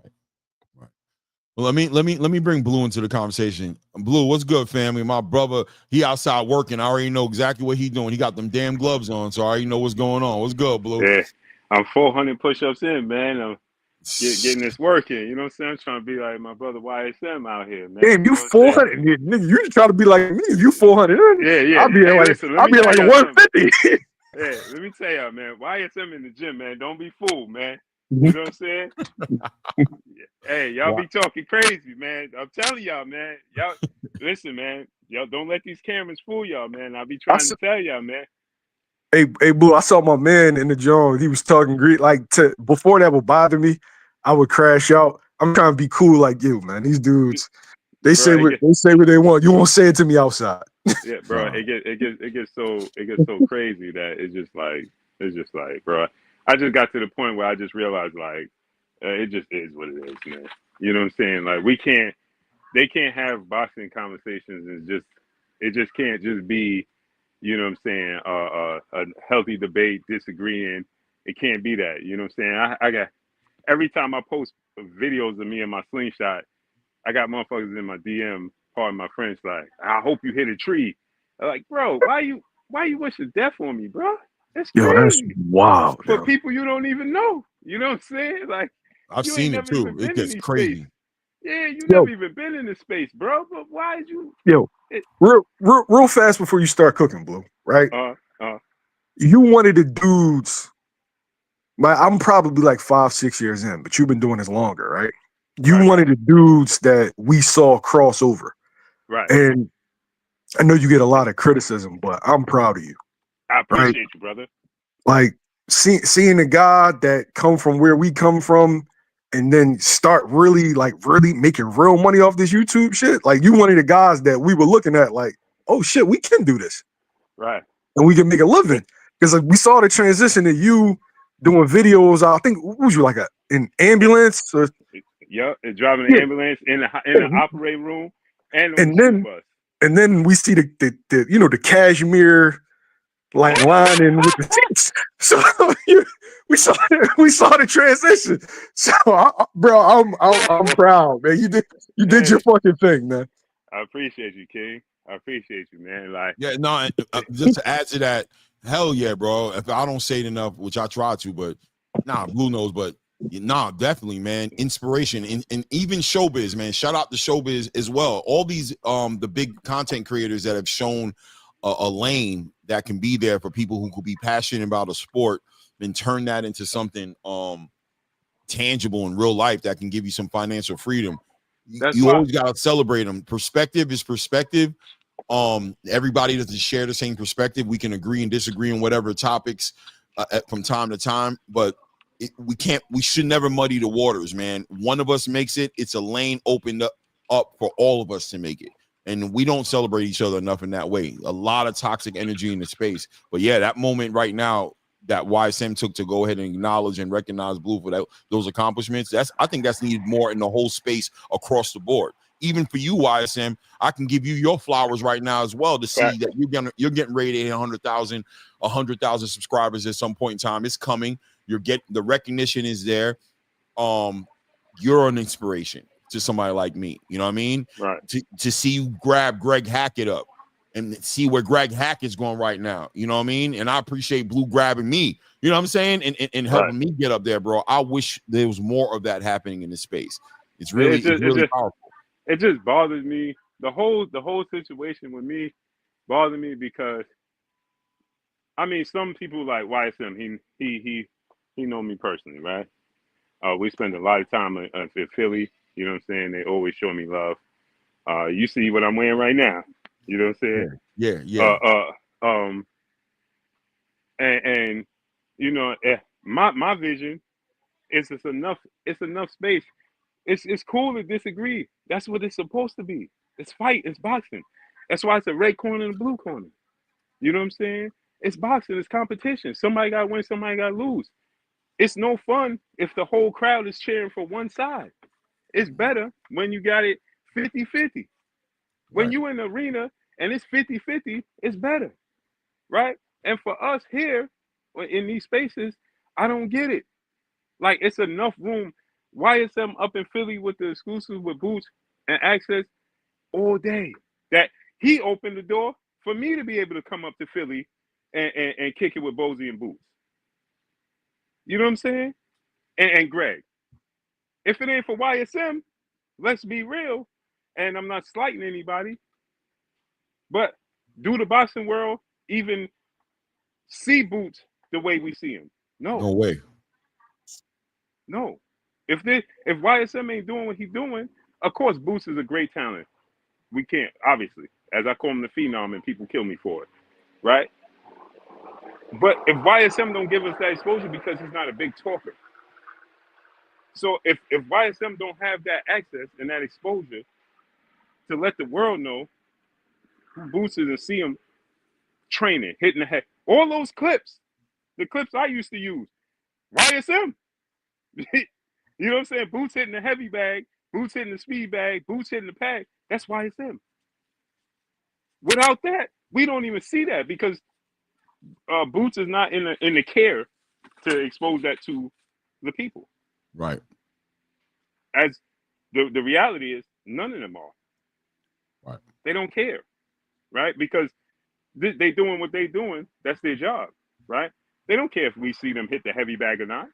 Actually, they probably prefer if we don't see it, Facts. right? So, and if you guys know who Boots is, I got the privilege to being around him and seeing him, right? Boots is private. He's not one to. He's very approachable, but he's private, right?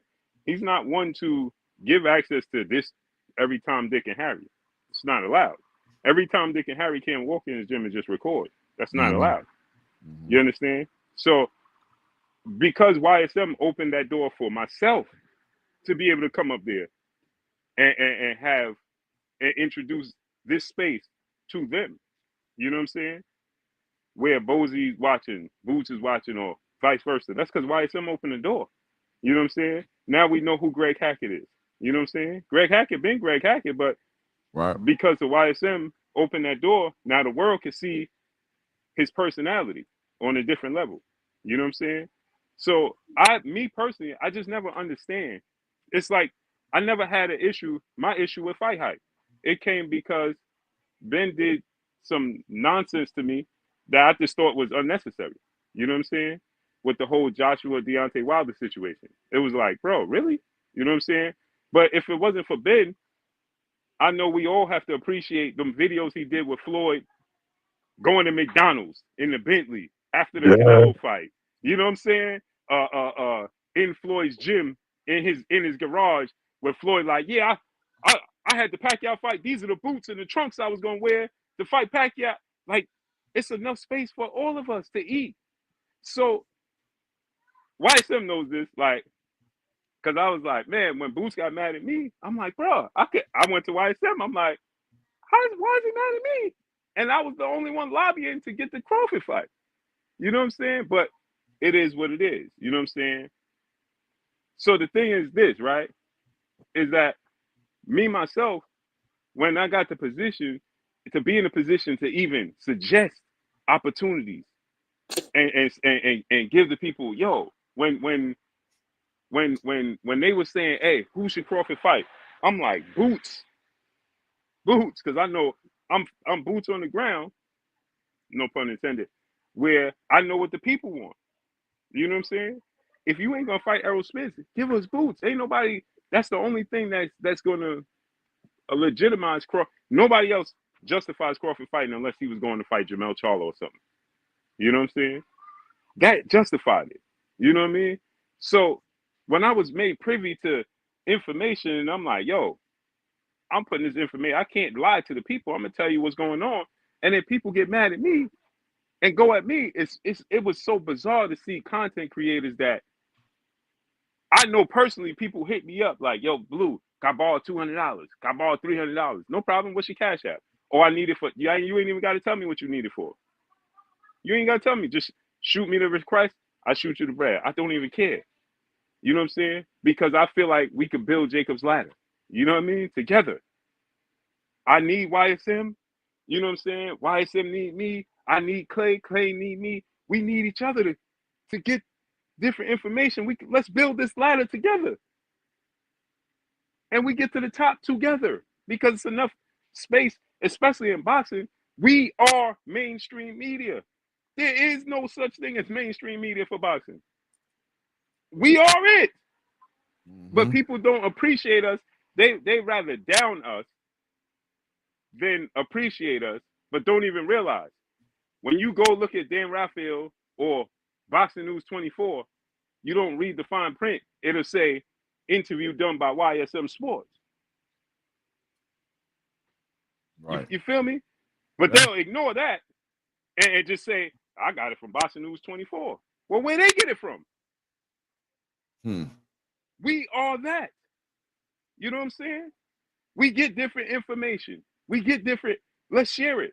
Let's debate it. Let's have fun with it. That's what it's there for. Not to, hey, you ain't this. You bad for the sport, or you this. Like, bruh, what? What are we talking about? It's just bizarre to me. You know what I'm saying? It's just absolutely bizarre to me, bro. Bizarre to me, man. I don't get it, bro. But you know, but no, I just wanted to say this. Like, for us, we got to understand that.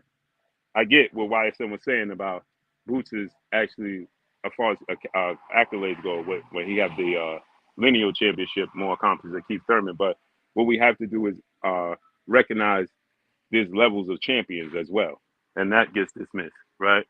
For instance,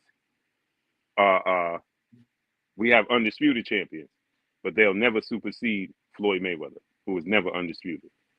You dig what I'm saying? There's just levels, right? Manny Pacquiao, never undisputed. And we ain't gonna put no current undisputed or any undisputed champion at their time above them.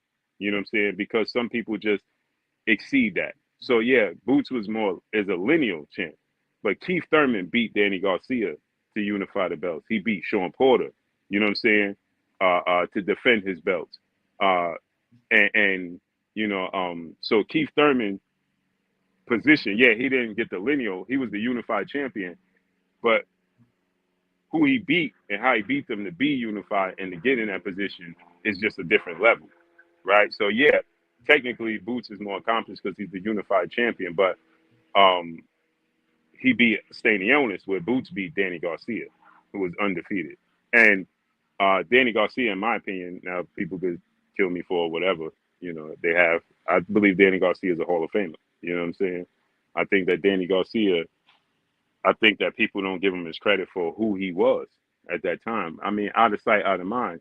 We forget Danny Garcia beat the Machine when he was the boogeyman in Lucas Matisse on as co-main event on Floyd card for a reason. You know what I'm saying? And people thought Danny was going to get knocked out. He didn't. So who Danny was when Keith beat Danny holds more weight. So I'm just saying that as far as in the fans' eyes, right? What we say in the fans' eyes, because the fans is, again, we understand fans are just, they're gonna be fans, right? They ain't gonna appreciate no fighters. They ain't gonna appreciate their accomplishments. They ain't gonna appreciate. It's just, what have you done for me lately? It's the Wild Wild West. You know what I mean? But what I'm saying is, like, in the fans' eyes, we got to take into consideration that, yeah, they have the accolades, but who did you beat, right? And I agree. I think that, and this is no disrespect, but I just think that we put Bam Rodriguez way too high. And he's a great fighter. Don't get me wrong, but it's just like, bro, when we have, and I'm just gonna say it, when it's just non-black fighters, like the praise that they get is just it's just off the charts. You know what I'm saying? Like, Terrence Crawford did what Inoue did before Inoue, before Usyk, and people consistently put, bro, oh, he's this. Terrence Crawford did that before them. He did it before him. How could you possibly put Inoue above him when Terrence Crawford paved the way for him and still ain't lose today? It's just bizarre. It's absolutely bizarre.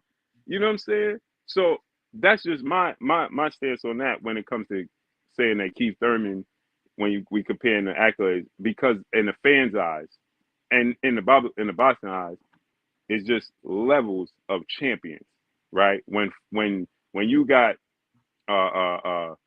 you know, I'm trying to say this without disrespecting people. Boots was considered the third best welterweight in the world, right? It was Errol, Terrence, and Boots, right? When you look at Boots and you look at Stanionis, right? Even Brian Norman today, right? It's levels, right? So we don't look at Brian Norman, who's a champion, at the same level as Boots, because the talent, the status, you understand? So it's just levels of champions. You know what I'm saying? So we got to take that into consideration in the fans' eyes. There's just levels of champions. You know what I mean? So, like, for instance, when Bakrahm, Terrence Crawford, Sebastian Fundora, Jamel Charles, they win titles, they don't get the same, Bakrahm don't get the same respect as they do because he's just not considered on their level. You know what I'm saying? Although I think that he's a problem for Terrence Crawford, and I think he probably beats everybody at 154. Bakrahm is a problem. But there's just levels of champions, right? So we got to take that into consideration when we rating people.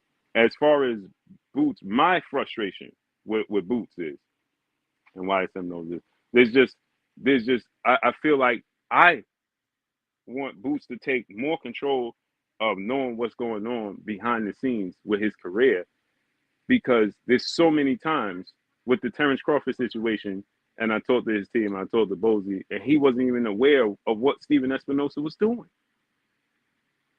Okay, that's one time.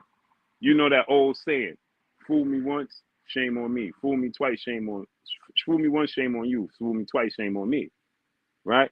And then you have this, and again, Eddie Hearn, not saying he's a bad person or anything, but if Eddie Hearn is going back to you and telling you X, Y, and Z, and you don't do your due diligence to see what was offered, what was the possibility, so on and so forth, what did these people come back to you, and you like, oh, you see, we made this offer and they didn't get back to me. Well, then they like, yeah, no, we got back to you. We just made a counter offer, but you ain't aware of it because your team didn't relate this message to you, because Eddie Hearn sees a different picture, right? Eddie Hearn sees, hey, let me make as much money on Boots. I'm gonna kick the tires for what he wants. But if these people say no, I'm gonna just go back and say no. I'm not gonna negotiate with them or go back and forth. And then you like, oh, see, I offered them and they said no. No, it don't work that way. Because now you have like Stanionis was like, hey bro, you made offers, but it was X, Y, and Z, or right now it's just a reoccurrence, right? Like Josh Kelly is saying the same thing Brian Norman and Stanionis said when they was offered. Now we got Jesus Ramos in the mix, right? And his team, I just reached out to them. Shout out to L. Dub Boston, put me on to that. But his team, I spoke to people at PBC. They like, hey, we just telling Eddie he got to make a real offer. So okay, you got to be realistic. If you want people to come to Philly in your backyard and fight you, you ain't no poo putt. You ain't you. Man, people could kill me if they want, but the reality is, I believe that dude is a phenom. I think he's a special talent. I always say I think he's one of the best athletes since Roy Jones. You know what I'm saying? And Sugar Ray Leonard. And that's a risk. So if I got to come to your backyard, come to Philly, and you selling out Wells Fargo Arena, these people is here to see you. They ain't here to see me. You know what I'm saying? This is your card. This is your event. This is your house. Legit. You want me to come there? Okay, you got to make a sacrifice. You dig what I'm saying? So you can't make these, well, you only made X, Y, Z. No, it's not about that, because you want me to, it's not neutral ground. You're not favoring me. So now you got to sacrifice for me to come there to your backyard so you could put on in front of your people. You can't give me what's fair based off of what I made before, because I'm not fighting on neutral grounds and I'm not fighting that level of fighter. I'm fighting you, which is a high risk for me. So now you got to make it worth my reward. If you want me to come October 11th to Philly at the Wells Fargo, I'm Jesus Ramos. I got one loss. Really, I thought he won against Erickson Lubin. Yeah. Right? You want me to come to Philly, and we know you sell out this arena. Philly gonna stand up for you. You want me to come there, but you want to pay me like I'm fighting still the 10 rounder and still fighting fighter Joe Blow. No, I'm fighting Jaron Ennis in Philly. No, pay me for my sacrifices. That's what I'm saying, right? Like, he got to understand. Like, for instance, if you want Keith Thurman to come to Philly and fight you, right, you're going to have to pay Keith Thurman. It's just like Terrence Crawford saying, hey, I want to fight Keith Thurman in Nebraska, in Omaha. Okay, no problem. But you going to pay me to come to Nebraska? You're not going to pay me based off of what I made in the past. So, Boo, let me ask you this, right? And YSM as well. At some point, we got to take the data in, and we got to make look forward, and whatever decisions are being made has to be taking the data that we have into consideration. And where I'm going with this is to say that if Boots indeed is, if Eddie's taking losses, right, overpaying fighters to fight Boots in Philadelphia, he's already had 2 events in Philadelphia. At what point does Eddie and Boots team decide that right now we need to take our show on the road? We need to get up out of Philadelphia when it comes to making these big fights, because it's costing us too much to put these fights on in Philadelphia. So, for example, Josh Kelly, for example, people were arguing earlier in the chat saying that Josh Kelly got paid somewhere. I guess Ness over there at the Boxing Voice put up some stats that showed that Josh Kelly made somewhere in the range of close to $400,000 in his last fight he had in England. Well, okay, so that's because he was able to pack out 60,000+ people in some arena over there because people wanted to see Josh Kelly fight or whatever happened. How much he got paid? I guess the saying was he got paid like 400,000. That's what they're saying. Wasn't that a Riyadh season card? I don't know if that was a Riyadh season card. I know that was in England. I don't think it was a Fast and Furious was the name of the card, so it makes me feel like it kind of was. But no, it was that was the Riyadh season London card, right? Yeah, it was Turkey. Okay. Yo, I just want to say this real fast, Clay. Boots' resume isn't better than Keith's. That wasn't the point that I was making. My only point was, dude called him a 30-year-old prospect. Right. And he's the unified lineal welterweight champion. And by technical definition, he is more accomplished than Keith because he got the ring. Would that man dare call Keith a prospect? He would. As fans, we got to start being. We got to be fair. Once a dude is fighting 10 rounders and fighting the title eliminators, they're a contender. Once they win a world title, they are a champion. Stop disrespecting guys. Now, Keith was one of my favorite fighters. I would never, just because I'm cool with Boots, lie and say his resume is better than Keith's. It's not. But technically, he's more accomplished at this point. It'll go away. But I don't know if that card was a Riyadh card. How do we know if it was or if it wasn't? I'm trying to find it here. No, I think it was because Eddie Hearns just said that Josh Kelly got that Riyadh money in his last fight, and now he won big money. So that being said, right? At what point, and still holds a little weight. Not we won't use that example, but just to say that if the problem is going to fight Boots in his backyard, right? Mm-hmm. Would it make more sense to take this show on the road for at least the big fights, for them not to happen in Philly in his backyard? Does that take some of the edge off of putting these fights together? Yeah, but who do you consider big fights though? Well, I'm talking about, we brought up Keith Thurman. He brought up Keith Thurman, or bringing up, let's say, Jesus Ramos right now, that it seems like right now the negotiations seem to be about the money and the location and all those things. They seem to be weighing that out to say, I'm damn near an undefeated fighter. I have one loss, but that loss, it can be disputed one way or the other. But for me to come fight you in Philadelphia, here's what the bag's going to have to make sense. Would it make more sense to fight Jesus Ramos out of Philadelphia in the spirit of making the fight happen? All right, I'm not going to speak on Jesus Ramos, but I'm smiling on the phone. I'm not going to speak on that. Here's the issue. Outside of Keith, which one of them dudes draw? I'm a big Jesus Ramos guy. I love him. PBC hasn't made him into an Arizona draw yet. He's more an undercard fighter on a Stars card. Josh Kelly has taken a back seat to Conor Benn when he was in the driver's seat coming out of the Olympics. A guy like Bakrahm MURTAZALIEV, where the fuck is he going to draw at? Basically, with a lot of these guys, you're still asking Jaron Ennis to do the heavy lifting. And if you're a dude like Eddie Hearn, do I want to risk Boots doing the heavy lifting in Chicago? Do I want to risk Boots doing the heavy lifting in Houston? And hoping that people come out for him and hoping that the other fighter brings something to the table when realistically they haven't shown that they could? And I'm not saying they can't. I'm just saying their promotional companies haven't put them in positions to really justify that. So Yeah, they don't have the data to back up the play. There's no tangible data to say they will. You just be gambling. Right, and I get that, but the problem is this, right? Is that it's still a risk for these fighters who are validated fighters. They may not be the draws, but they're validated fighters, right?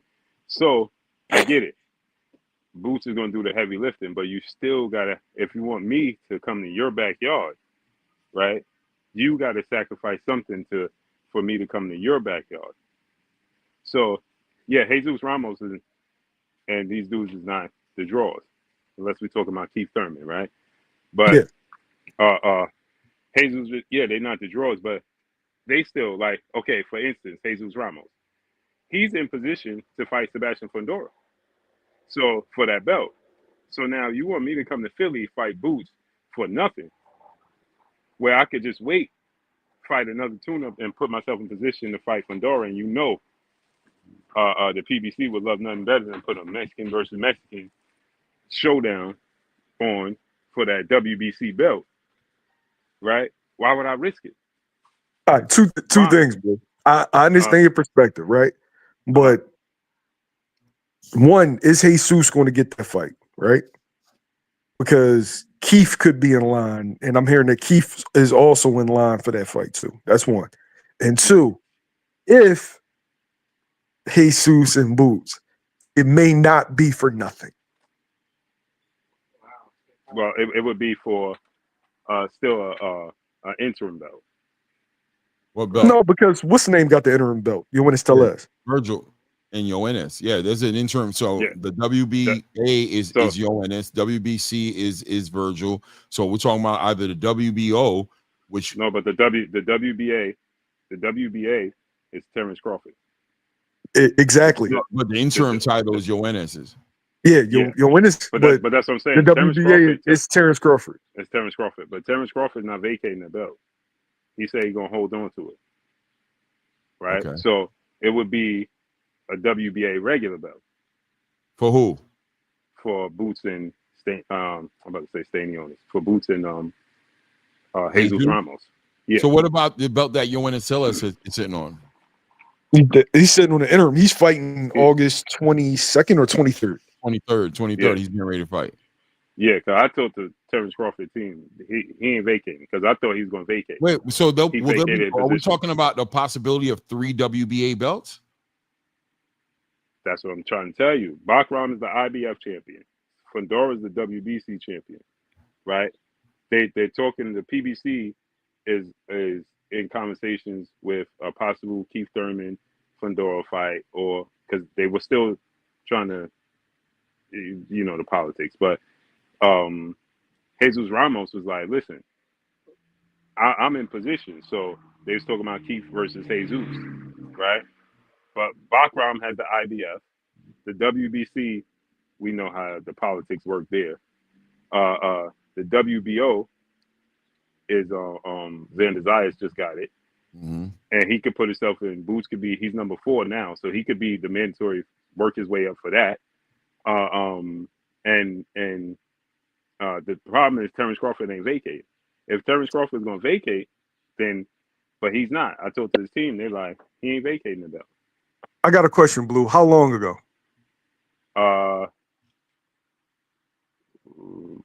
What was that, last week? Okay. Yeah, last week. All right, so I'm gonna say one thing and then I gotta hop off, right? Now if something changed. No, wait. Let me know. I feel like we're not going to know until later on this week. Okay. But if that's what they told you, I'm going to take it for face value. But holding the super championship has certain has certain amenities, right? And you jumping up and challenging for the 154-pound title jumping up and challenging in another weight class. Right. So what you're saying is that he won't vacate. Well, then we see where all roads is heading then.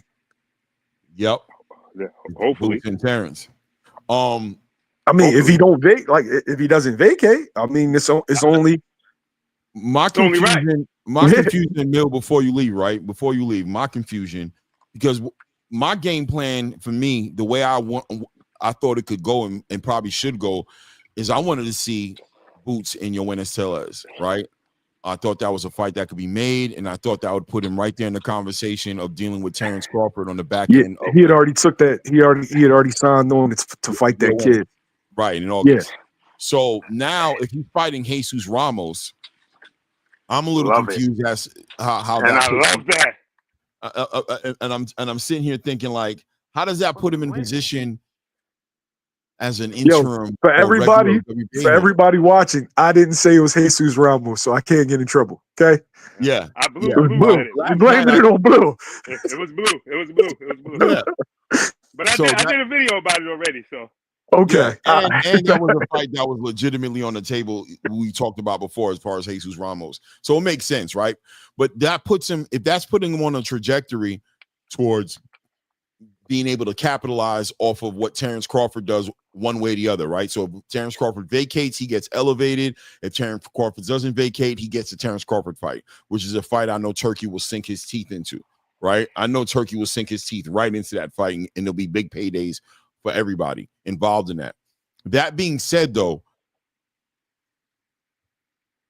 I thought Virgil was in the crosshairs. And how does that help you get closer to Virgil? But hold on. Let me say this. I said this in a video I did. This is the perfect fight to prepare for Virgil Ortiz. Jesus. If it is Jesus, I've always thought that Jesus would beat Virgil. I've always thought Jesus was a tougher fight for Boots than Virgil. I've always thought that. I just did in my video. I said right now, because of the inactivity and like Jesus, I don't know where he's at, right? Kind of lost some momentum, but I said I think it would have been 50-50 or at best 55-45 favor Virgil.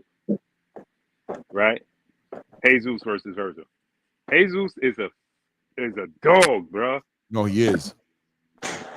He is. He a dog, bro. Bro, that ain't a tune-up. Yeah. That's what I said in the video. This ain't a tune-up. But Jesus Blue, I've been hearing tune-up, bro. Blue, I've been hearing, no, he won 2 tune-ups, he won easy fights. The dudes that I know that have been in negotiations, to me, ain't none of them dudes easy. I don't think there's too many tune-ups in 154. I think that tune-up thing just doesn't fit the bill. 154 is a hornet's nest. What tune-up? Give me a tune-up fight. What does a tune-up fight look like?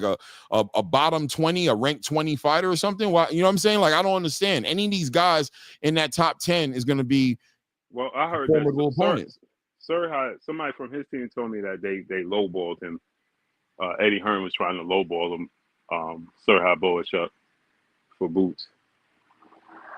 That's what I'm saying. Like, hey, yo, we got to and I feel like managers, promoters, and trainers, they use like little terminologies, low ball. Yeah, bro, they use. Low ball. That's why I said, like, what that look like? That's why I said I want. That's why I said I want Boots to take control of the range, because and all these fighters, because the same situation we remember with Errol Spence and Terrence Crawford, until Errol Spence jumped in like, hold on, man, let's do X, Y, and Z. We would have never got that fight. And I felt like, and I'm appreciative of Earl doing that, and I respect him so much. But I felt like Earl got shafted by doing that. You do? Yeah, I do. I felt like Earl earned. I'm not an Earl Spence guy, but I felt like Earl earned A-side status through trials. A-side status. I'm talking about against a Terrence Crawford. I felt like he earned the A-side status. He earned the right to be able to dictate certain things, and he gave that away because he really wanted to make the fight, only to have motherfuckers laughing at him afterwards. That's the part that leaves a sour taste in my mouth. And the thing is, right, it's the business, right? Like, they should have made sure they satisfied Terrence Crawford at the same time, making sure Errol Spence get his A-side status. That's why I say Turki is good for the sport of boxing, because he eliminates that nonsense. You know what I'm saying? Because If you don't got the money, and granted, I'm not saying that these networks and the promoters got the money to just throw around because they got to put on other cards, other fights, right? So, but you're supposed to make sure Errol Spence, who's loyal, you do what you got to do to make this fight. You know what I'm saying? You got to satisfy Terrence Crawford, and then make sure you satisfy Errol Spence to where he's still the A side, and he come out on top financially, either which way the fight goes. You know what I'm saying? But they don't do that. They don't do that because of their own. And again, it's a business, and they want to get a return on their investment. I get it, but it just that's why I love Turkey in the sport, man. I know people who talk about what's going on in Saudi and all that. I don't care, man. I don't know what goes on, or I don't live over there. I don't care about their Period. politics. You know what I'm saying? I care about the sport of boxing. He putting on for the sport of boxing. Let's make it happen. You know what I'm saying? Again, like I said, I don't know where all these other promoters and managers get their money from to put on fights, and the sport was built on corruption. So why do I care about the politics in Saudi Arabia? I don't. You know what I'm saying? So that's why I love what Turkey's doing, because he's just straight up eliminating A side, B side talk. You don't even hear it. It don't exist. You know what I'm saying? I mean, we know Canelo gonna get more money than Terrence Crawford. We know Devin Haney gonna get more money than Brian Norman, right? We know these things. That's the obvious, right? But they getting so much money, they don't care about. As the B side, Daniel DeBose got $72 million. As the B side, that's insane. You know what I'm saying? He gave said Usyk $232 million for 2 fights. So it Hey, bro, eliminates am I the. wrong for not believing those numbers, yo?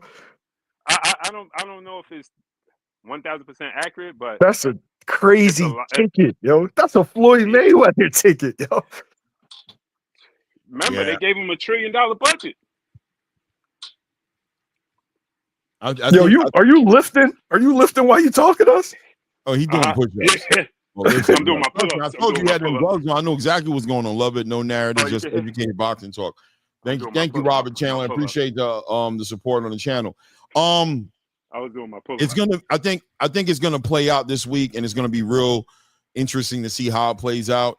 Jaron Ennis is going to.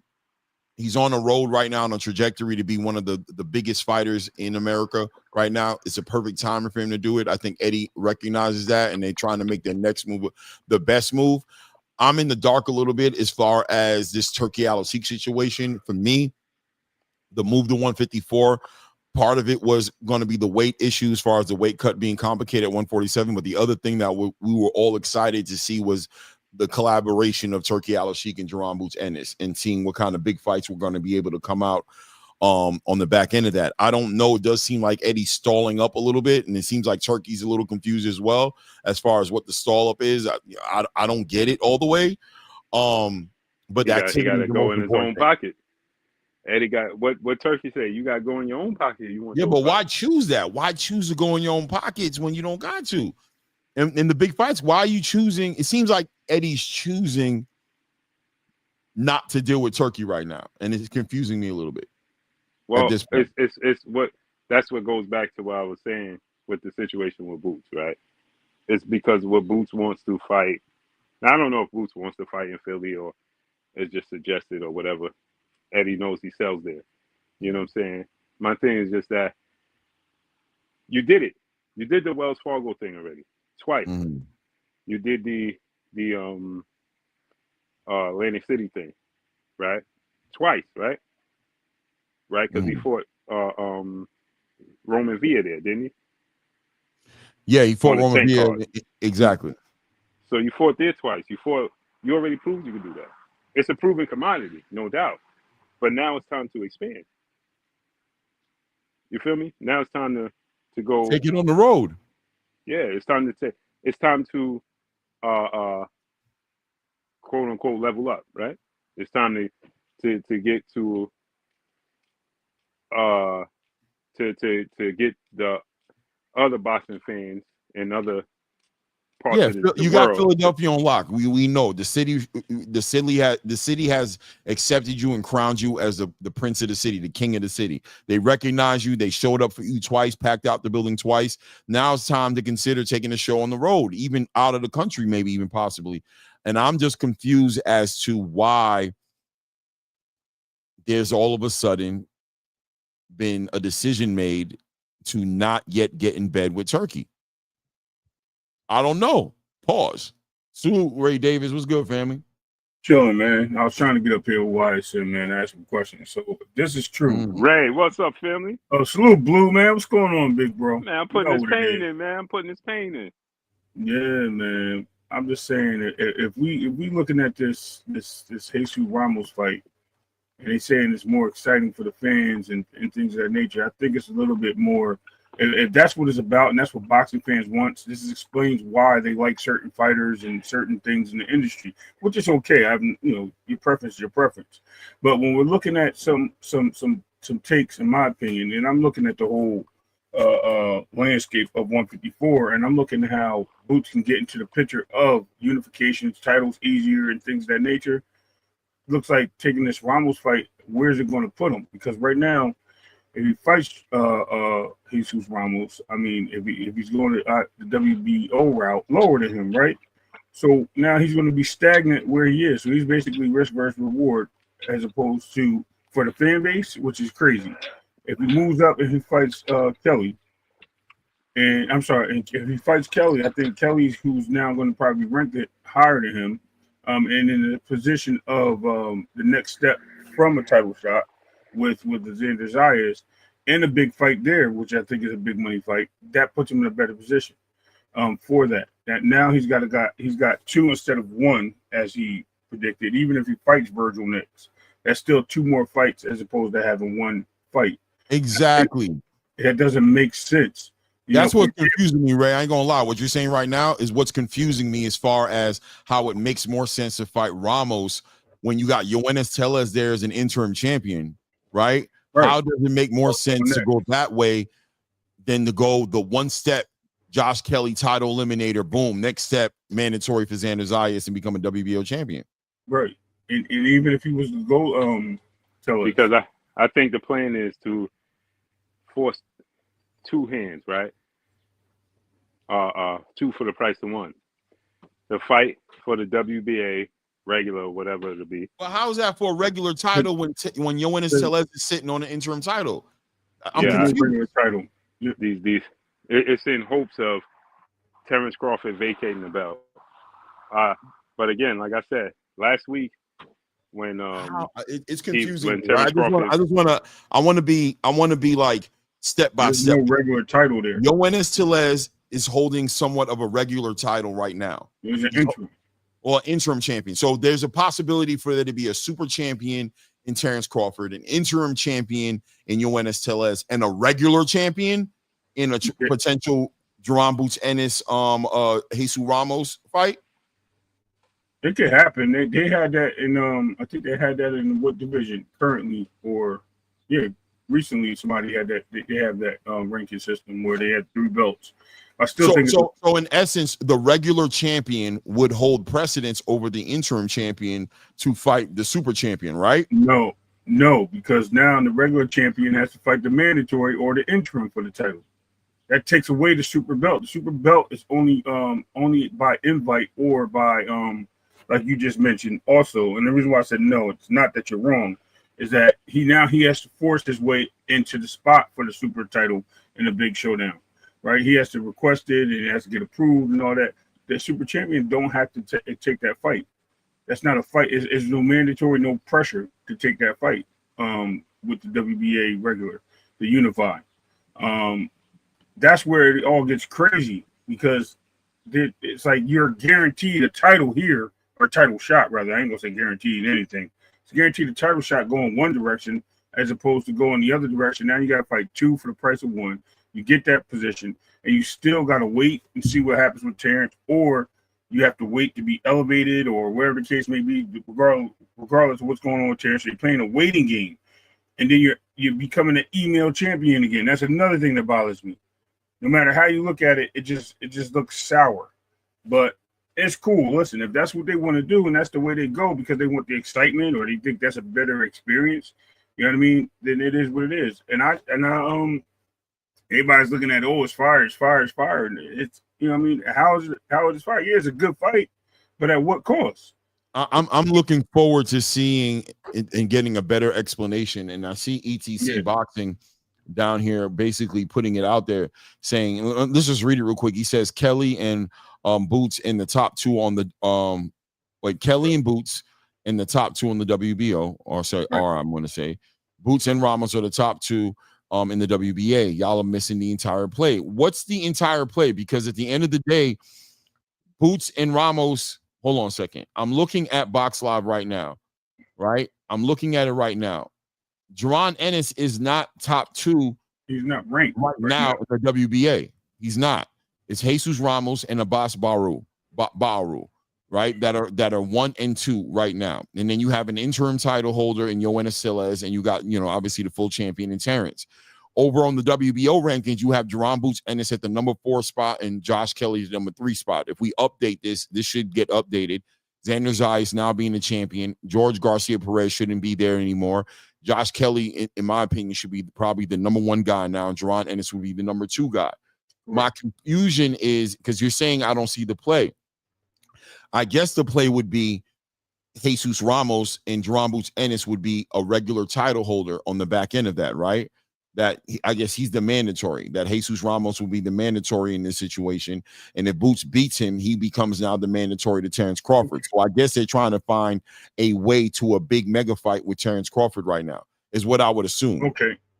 So check this out. I'm glad he just elaborated on that. Listen, that doesn't make sense though, because even if that is the case, right? The 147 super titles gives Boots leverage of moving up. Tell us is when does the WBA allow people to have leverage moving up in the division besides requests? Everything is based on requests with the WBA. There's no guarantee on anything, on positioning or anything. Just being a champion. I mean, they can honor it based on, requests, but there's no guarantee on anything. And then Tellez is defending his number 1 spot. Tellez is the basically the essential mandatory to the champion Terrence Crawford right now. So if anything, and the guy waiting in line for the belt, but if you put a world title involved, you basically just screwed Yoenis Tellez for that spot. And now he's going to be, if you talk about salty, bro, that's going to be disrespect to him. But I mean, if y'all see it that way, you think that's what it is what it is. That's if you add that. L-Dub says you can only, I'm going to say, fight for a WBA regular title when there is a unified champion. Thank you. See the following divisions: heavyweight 175, 160, 147. Now that Boots has moved up, it's just a W. Thank you. So that's why I'm confused. I don't understand how they could fight for a regular title. How could Jesus Ramos and Jaron Boots Ennis fight for a regular WBA title when there's no unified champion? When unification is not, how is there going to be a regular champion, an interim champion, and a super champion? And this is where I don't know. And then on top of that, even if they did somehow, because you can award a super champion without him having to unify. It is also based on discretion. Like they can basically say, okay, well, you know what? We know he's good enough to be the super champion. We're going to give Terrence. Let's say they do give Terrence the championship. You're still jumping Yoenis Tellez for a spot. Hold on 1 second. We got 50 people in the building. Let's make sure everybody's hitting the like button. Please take a moment to do that. Hit that like button. I appreciate you and thank you in advance for doing that. If you haven't subscribed to the channel, please make sure you go ahead and do that as well. Go ahead, Ray. Yeah, I was gonna say you're still jumping in Yoenis Tellez for a spot, and when you're jumping and taking over that spot, now where does he go? Because now you're his mandatory as opposed to, which is again disrespect to him when he's already in line for the title.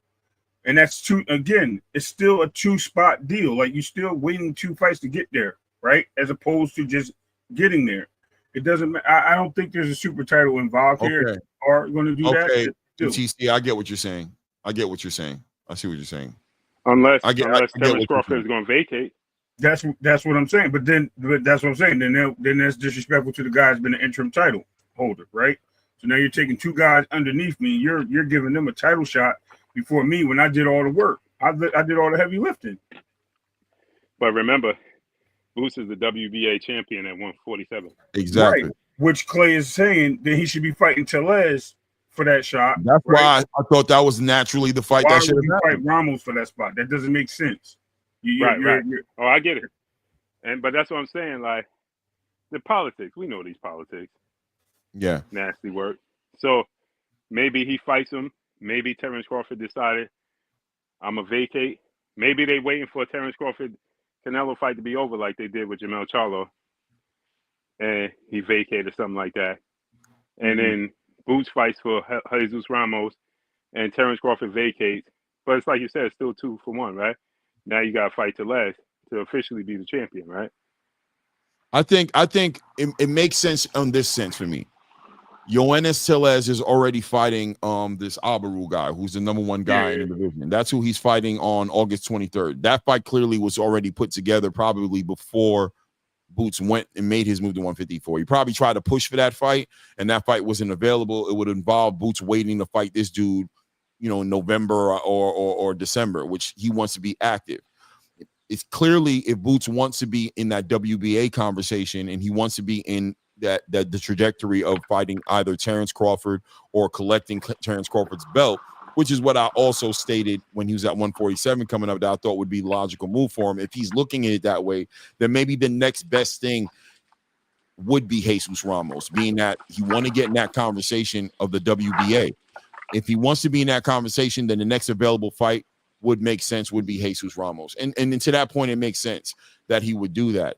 Now, as far as what's going on, so now it's starting to change my view of how they're looking at the Josh Kelly fight. It sounds like they're just leveraging offers on the table towards the Jesus Ramos fight. That Josh Kelly's not even a fight that they're seriously trying to make. That they're only putting that offer out there just to have offers out there as a contingency to the Jesus Ramos negotiations falling to the wayside, to put him in the next best thing, which is another title eliminator fight. I see what ETC was saying. Okay, big picture in the view. Big picture in the view. I think I'm getting a grip and an understanding of the chess moves that are being made on the table right now by Eddie Hearn.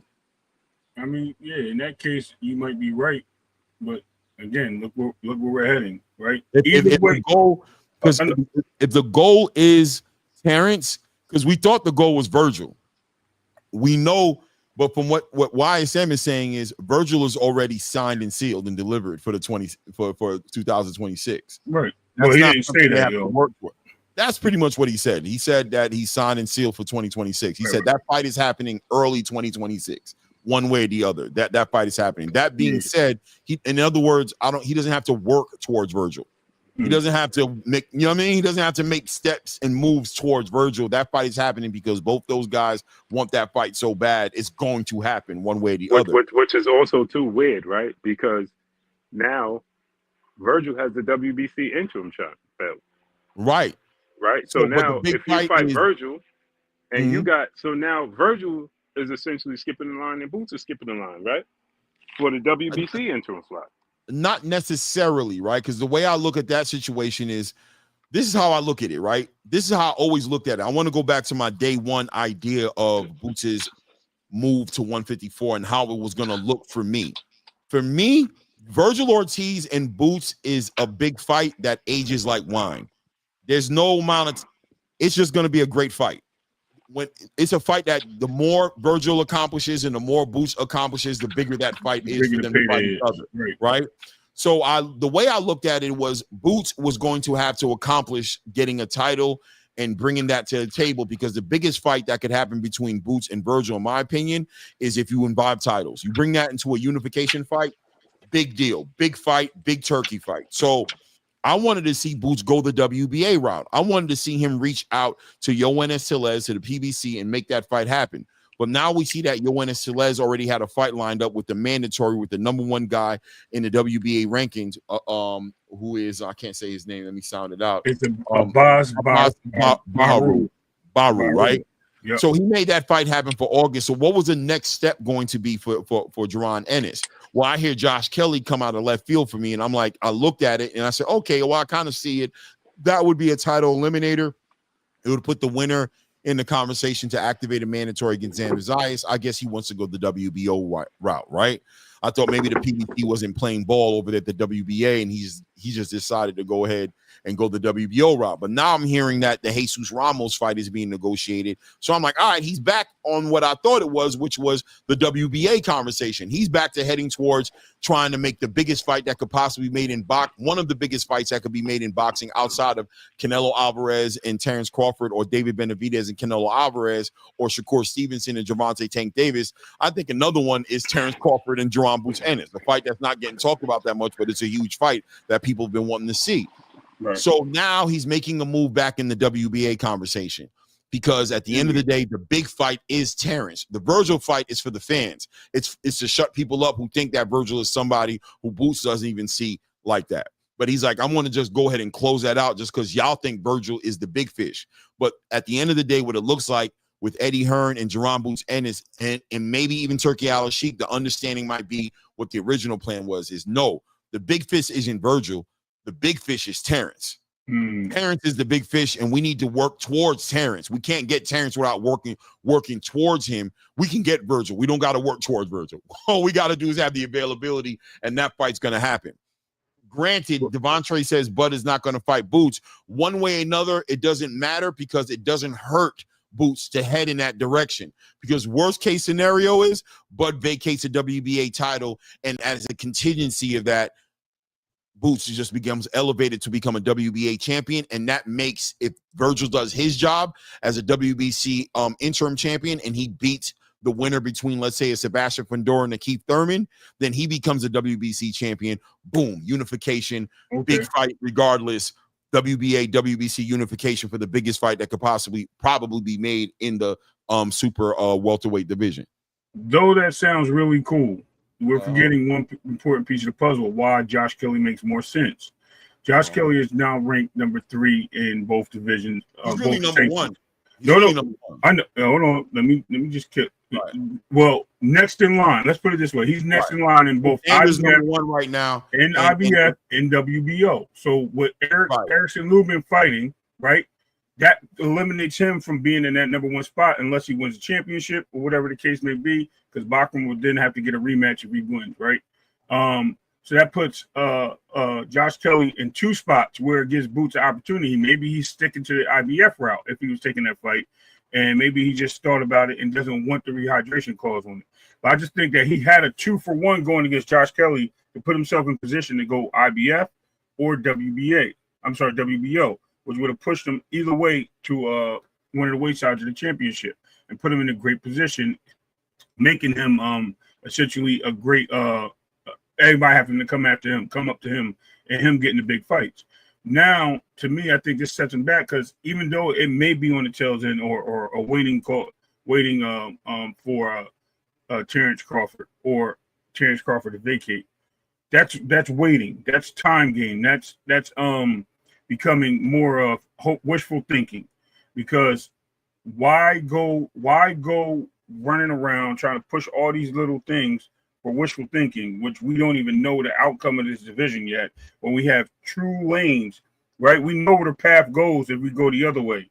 We fight this one guy, we got 2 roads that open up. We fight this guy, we got 1 road that opens up. And we don't even know where that road's going to take us, because there's so many things in front of us that we have to get through on that road to get to that point. Mountains, railroad tracks, you know what I mean? Whatever you got to go through, puddles, floods, tornadoes, whatever. Where the other one is just a clear path, either way. And I think because the namesake and the people, I don't like this fight, it's an easy, who cares? It's not about that. It's about, one, recognition internationally if he goes over to England and fights or overseas to fight Josh Kelly, number 1.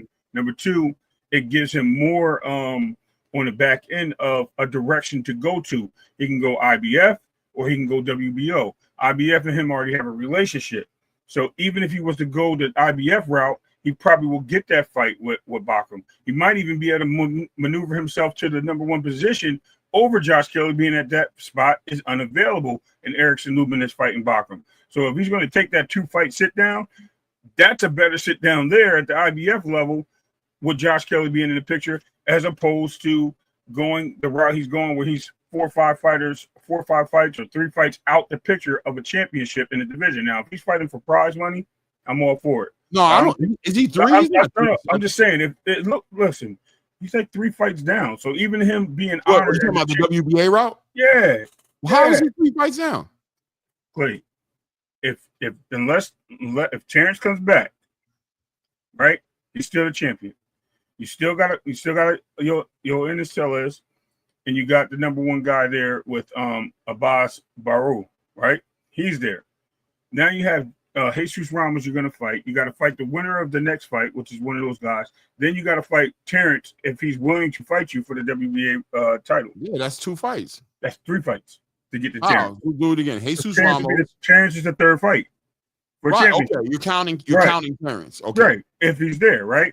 Yes, it's an exciting fight. I'm looking at Terrence like the goal. Like, I don't count him. We're counting 2 fights to Xander, right? 2 fights to Xander. And we're counting 2 fights to Bakrahm. Well, I counted 1 fight to 3. Xander, but yeah. All right, so 1 fight. All right, so let's go 1 and 2. 1 and 2 is, you know what I mean? It's the same way, right? Right, I got you. Either way, it's a quicker and faster way to fast pace himself to get that shot as well. Because Terrence would love to unify, right? Now you got a chance for 2 belts with 1 around your waist going into that fight with Terrence and leverage, as opposed to having nothing going into that fight. Okay, so I want to put some perspective on this, right? I want to say that we got to look at what the end goal is and what's trying to be accomplished. Yes, titles are definitely a big part of this conversation, but another is the fight. At 154, at 147 for Jaron, it was just the titles. At 154, it's the fight and the titles. The big fights at 154 for Jaron Ennis is Terrence Crawford and Virgil Ortiz. It's not Xander. It's not Sebastian Fundora. It's not Bakrahm. Those guys aren't the fights. They're titles, but the fights are Terrence and Virgil. If he heads into the direction of Terrence Crawford, he has an opportunity to make a huge fight with a lot of legacy on it based on their history at 147. Not to mention the big payday that's connected to it because Turki Alalshikh now gets involved in that. Turki's not involved with every single fight at 154. He's involved with specific ones. And I feel like he's more interested, Turki, in the Terrence Crawford fight and in the Virgil Ortiz fight. I don't know if he's so interested in the Bakrahm fight or the Xander fight as much. Not to mention those are kind of almost across the street politics a little bit. He has more control over what's going on with Virgil and Oscar De La Hoya and Terrence, obviously, based on the fact that he's basically the one financing all of Terrence's fights. So if Boots is taking that into consideration and he's wanting to put those big fights together, and I'm sure Eddie is definitely concerned about putting the biggest fights together, then Terrence is the way. Terrence is the way, even though Terrence may say he's not interested in it. Canelo once said he wasn't interested in it. There was an interview with Turki Alalshikh when he spoke to Terrence Crawford and spoke about Terrence Crawford. And he said Terrence had told him when he was putting together the fight with Canelo Alvarez that he was interested in doing that fight and that was going to be his final fight. But he said as of lately, he's having conversations with Terrence Crawford. He believes Terrence Crawford wants to make more fights, that Terrence is getting interested in boxing again. Hey, Clay, I'll be right back. All right, no doubt. So I believe, are you about to leave or are you just going to put on pause? He's going whatever you want to do, boo. It's all good. I got you. Yeah, I'm gonna step off and I'm gonna click the link, come back. Okay, no doubt. Right. So that being said, I guess he's just figuring it out. So that being stated, right? He said that he feels like Terrence Crawford is going to continue to make fights. I don't think Terrence Crawford, if he wins against Canelo Alvarez, is going to be looking to fight other 168 pounders. Maybe it'll be a rematch there. And if he loses against Canelo Alvarez, I don't think he's going to be looking to fight at 168 and compete there. I think that he's going to go down and leverage his title at 154. And if that's the fight if that's what Terrence does, there's no other fight, I believe, at 154 that I believe Terrence would even be interested in but Jaron Boots Ennis. Because at the end of the day, that's the fight that people want to see. Terrence is into making money. That's the big fight that Turkey's going to be willing to finance. That's the route that he's probably going to run into, right? That also being said, worst case scenario, if Terrence vacates and decides to retire after Canelo Alvarez fights, it puts Boots in a position now to just become an elevated champion. The only thing standing in front of him of doing that is Jaron Ennis the winner between Yoenis Tellez and the guy Bakrahm, right? That is an extra step. Now, the other route, I agree with you as far as being the quickest way to get to a title. I agree with you, but I don't believe titles will influence the leverage as much as you think it does to fight Terrence. I think Terrence either wants to or doesn't want to when it comes to the Jaron Boots and his conversation. I don't think he's really caught up on those unifications unless he's trying to take it all the way into undisputed. Then that kind of changes the conversation up a little bit as well. I feel like Virgil will just fall in a place wherever he falls into place at. I just think in the spirit of making the biggest fight possible, getting in the WBA conversation is the best move for Jaron Boots, and it's not just getting a title. Okay. Somewhere else. You know what I'm saying? I mean, it sounds funky, but then I'm looking at it as this. Yeah. See, even if Terrence was to come down and be part of this collective of boxing talk, if he comes from 168, he does a good job. Me seeing he's the WBA champion. He's not going to fight Laura if he goes to 160. Let's throw that in the picture because we're forgetting about 160. Terrence is already on file of sparring with Carlos Adames, right? So he's definitely acclimating himself to the heavier weights. Mm-hmm. So he's getting in the picture maybe at 160 before he goes back down to 154. Either way, I don't think Terrence is going to 154. I don't believe he's coming back.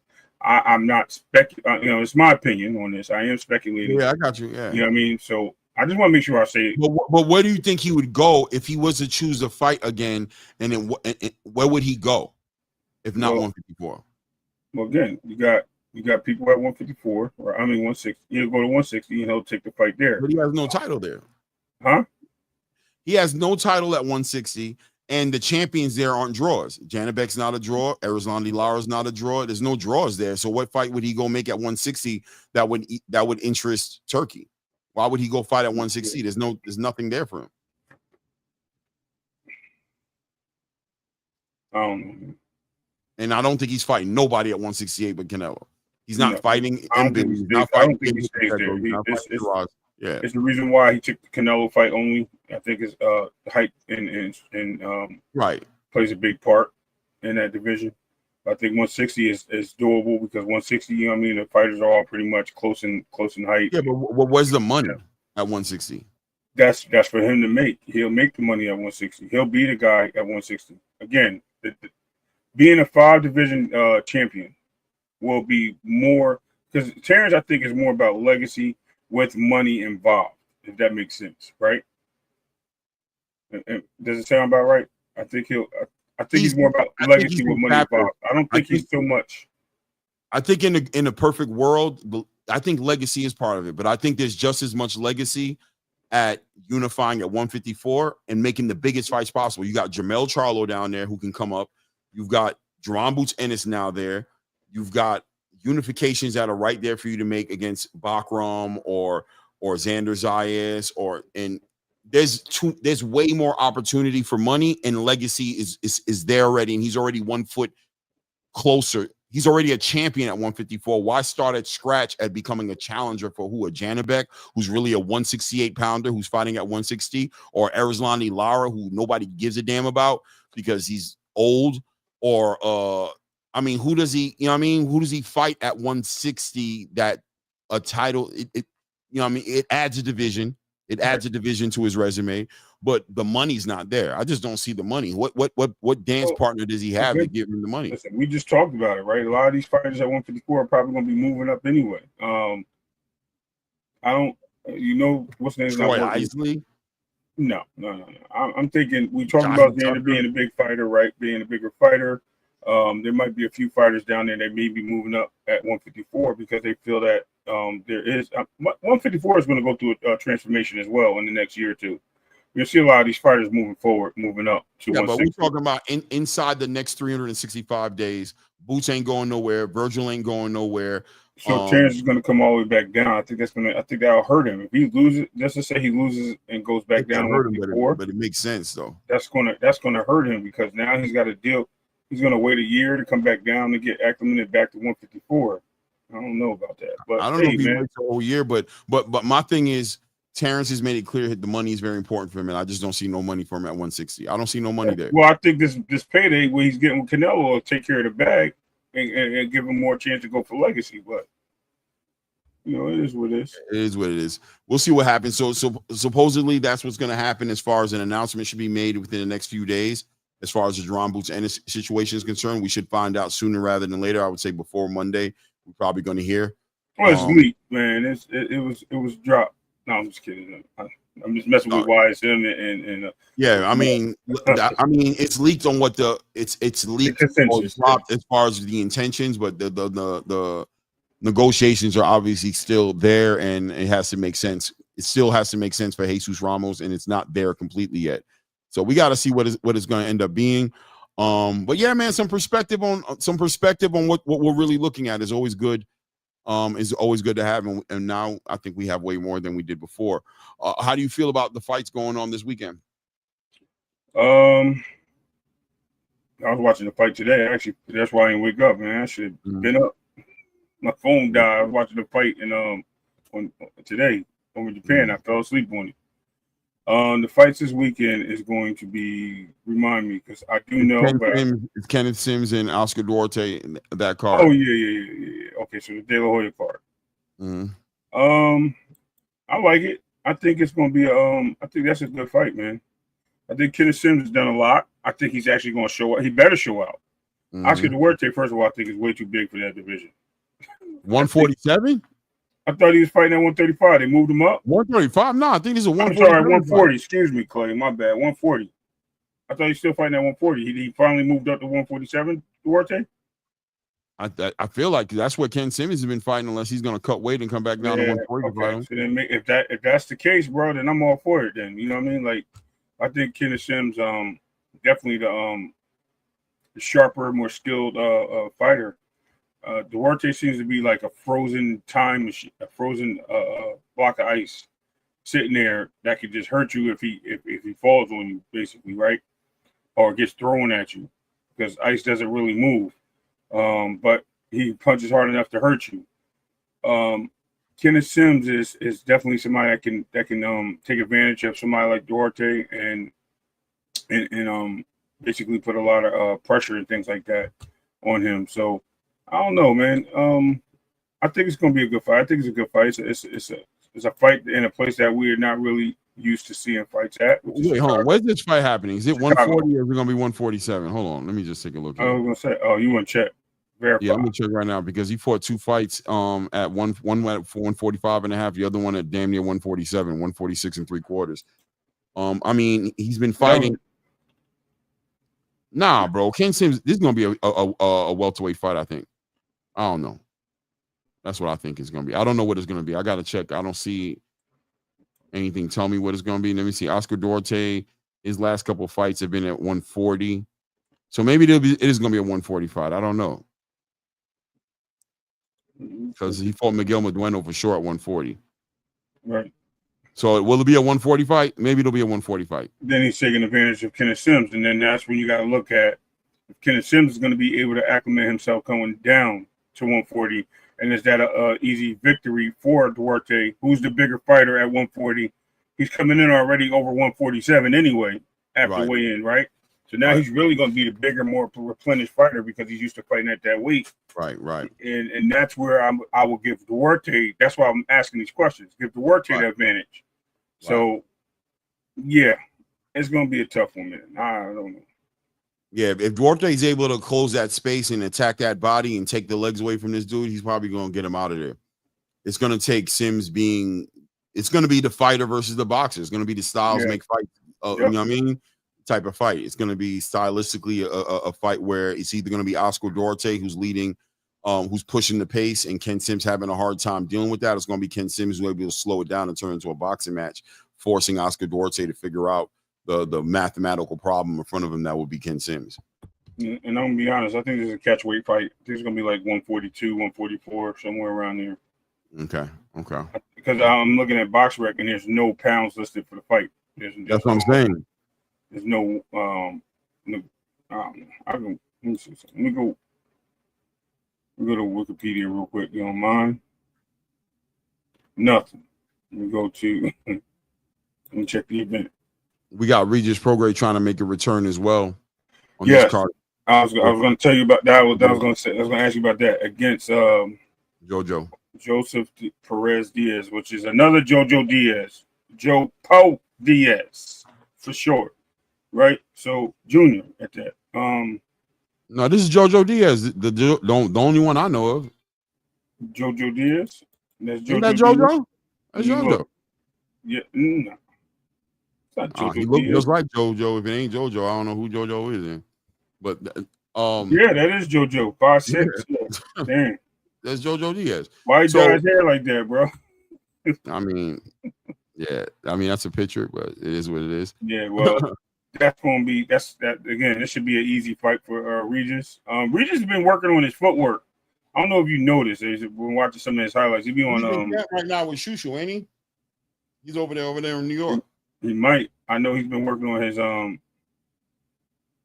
He's been working on his footwork. Yeah, L-Dub. Yeah, for real. That's crazy, bro. Like, but he's been working on his footwork, so we're gonna see what kind of fight it is, because you know JoJo is full of dynamite, bro. He's a firecracker. Not stoppable, but I think JoJo wins the fight. That's what I'm saying. He's a firecracker that's ready to let loose and pause, and we said we're gonna stop that, but he's ready to let loose and go into the fire. You know what I mean?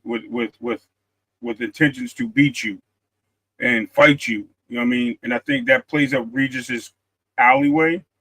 Regis doesn't have to do much to find you. Regis has leverage on using his ability to throw heavy shots and capitalize on that. Now, Regis has looked suspect with that Catterall fight.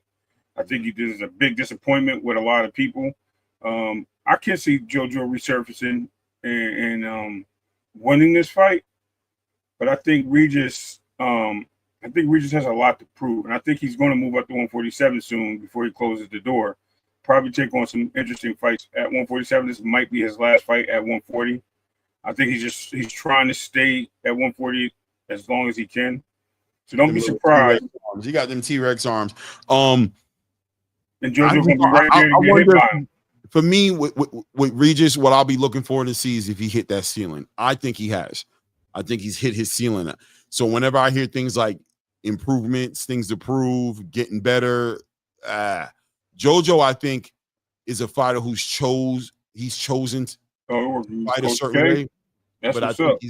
But I think he's able to fight other ways, and I think he's become more patient, a little bit more poised. And I think skill-wise, pedigree-wise, he's better than Regis. And I think if he uses that, he should win this fight. If he allows it to become a fight to where he's just brawling it out with Regis, then it is what it is. It's up in the air. Fight though. Just how JoJo fight. He'll stand there and fight you. But I don't think he has to. And I think he doesn't, but he will, because that's just who he is. I told you, he's a firecracker. He likes the action. He would love to throw the 60 shots to Regis's 7 in the fire. You know what I mean? With the risk of getting hit. If the man is really trying to make a run right now, right? If he's really trying to make a comeback, out of his last 7 fights, the man's lost 6. His last 8 fights, he's lost 6 fights, bro. So I agree. He fights that way. He needs to change. That's my point. That's why I said this is tailor-made for Regis. This is a tailor-made fight for Regis. No, okay. Hear what I'm saying, right? Hear what I'm saying. I'm listening. Yes, I think the way JoJo has fought in his last 8 fights is tailor-made for Regis. I believe he doesn't have to fight that way, though. I think he has a pedigree about him, and he chooses to fight that way. At this point in your career, if JoJo Diaz is here still and trying to make, and when you hear him talking, he's talking about resurging. He's trying to make a go at belts and things of that nature. He needs to get a victory. The victory needs to become the most important thing to him in this fight.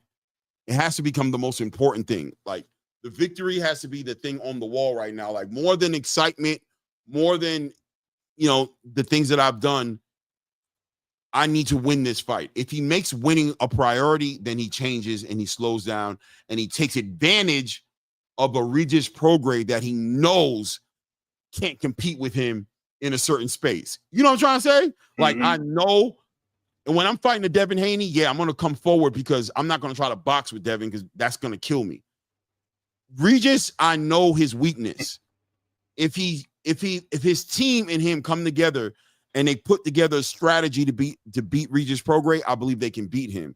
If they try to out Regis Prograis, then that's just stupid, and it's time to go ahead and just retire after this fight because you're not willing to do what needs to be done to be in the conversation you want to be in. He's not gonna try to outbox him, bro. He's gonna stand flat-footed right in front of him, and he's gonna try to bang out. And then he loses. Frequent hit the nail right on the head. I'm glad he's thinking that because that's what's going to happen. That's what's going to happen. Then I'm telling you, Regis is getting ready to knock him out. And Regis is going to move up because Regis is going to find himself being that he's tired. He's going to be tired of this fight. The rehydration and all that stuff going to kill him. He's going to move up to 147. I wouldn't be surprised if we see Regis in the ring with a Blair Cobb. Exactly. In Conquest, that's why I see him. That's what he's going to end up becoming. Then JoJo, good luck. And I don't think you're going to win that fight. I don't think you can outfight Regis, especially at 140 pounds. All right. Clay, what happened in his last 8 fights? Or last 6 fights? Last 8? Yeah, let's go last 8.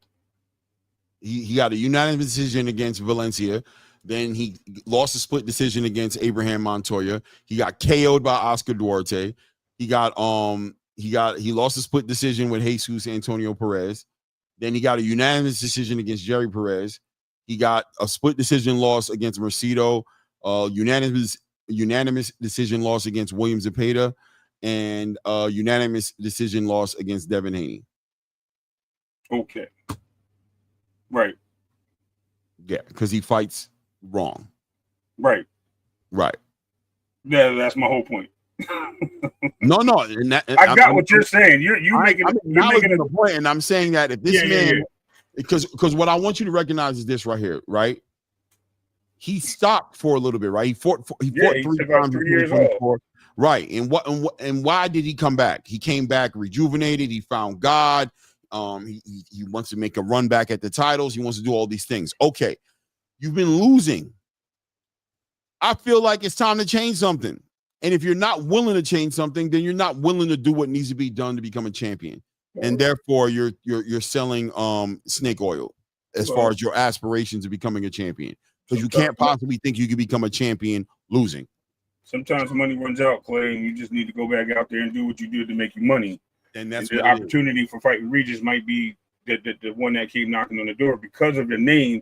Regis is taking advantage with the namesake, right? You're talking about a guy that fought at what was he at 126 when he started and moved up. Like, come on, I believe he's 126 initially. Yes, 126, 122.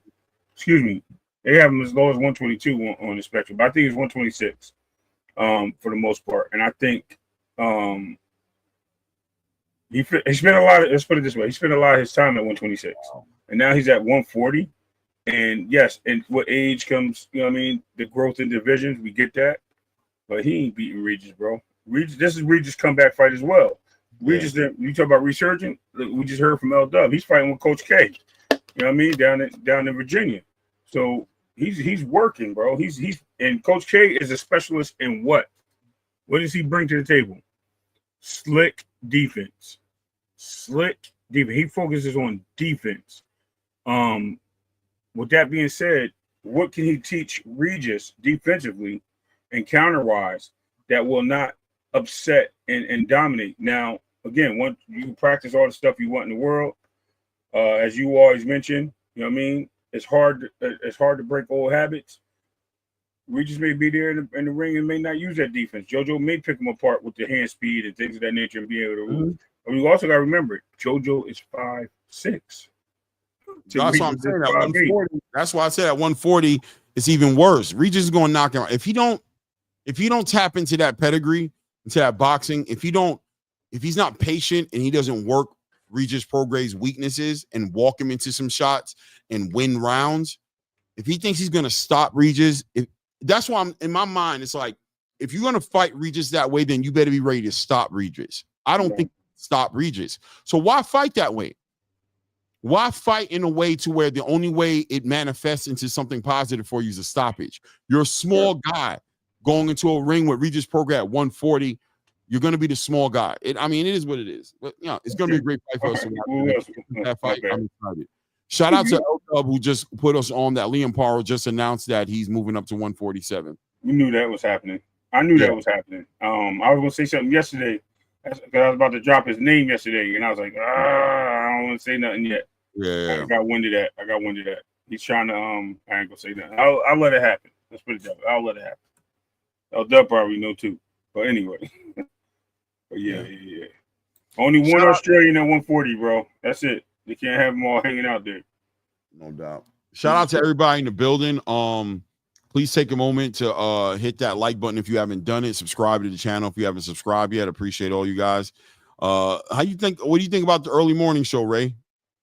I like it, man. Listen, it's my fault, y'all. I'm letting y'all know it's my fault. I was watching boxing match. It was boring.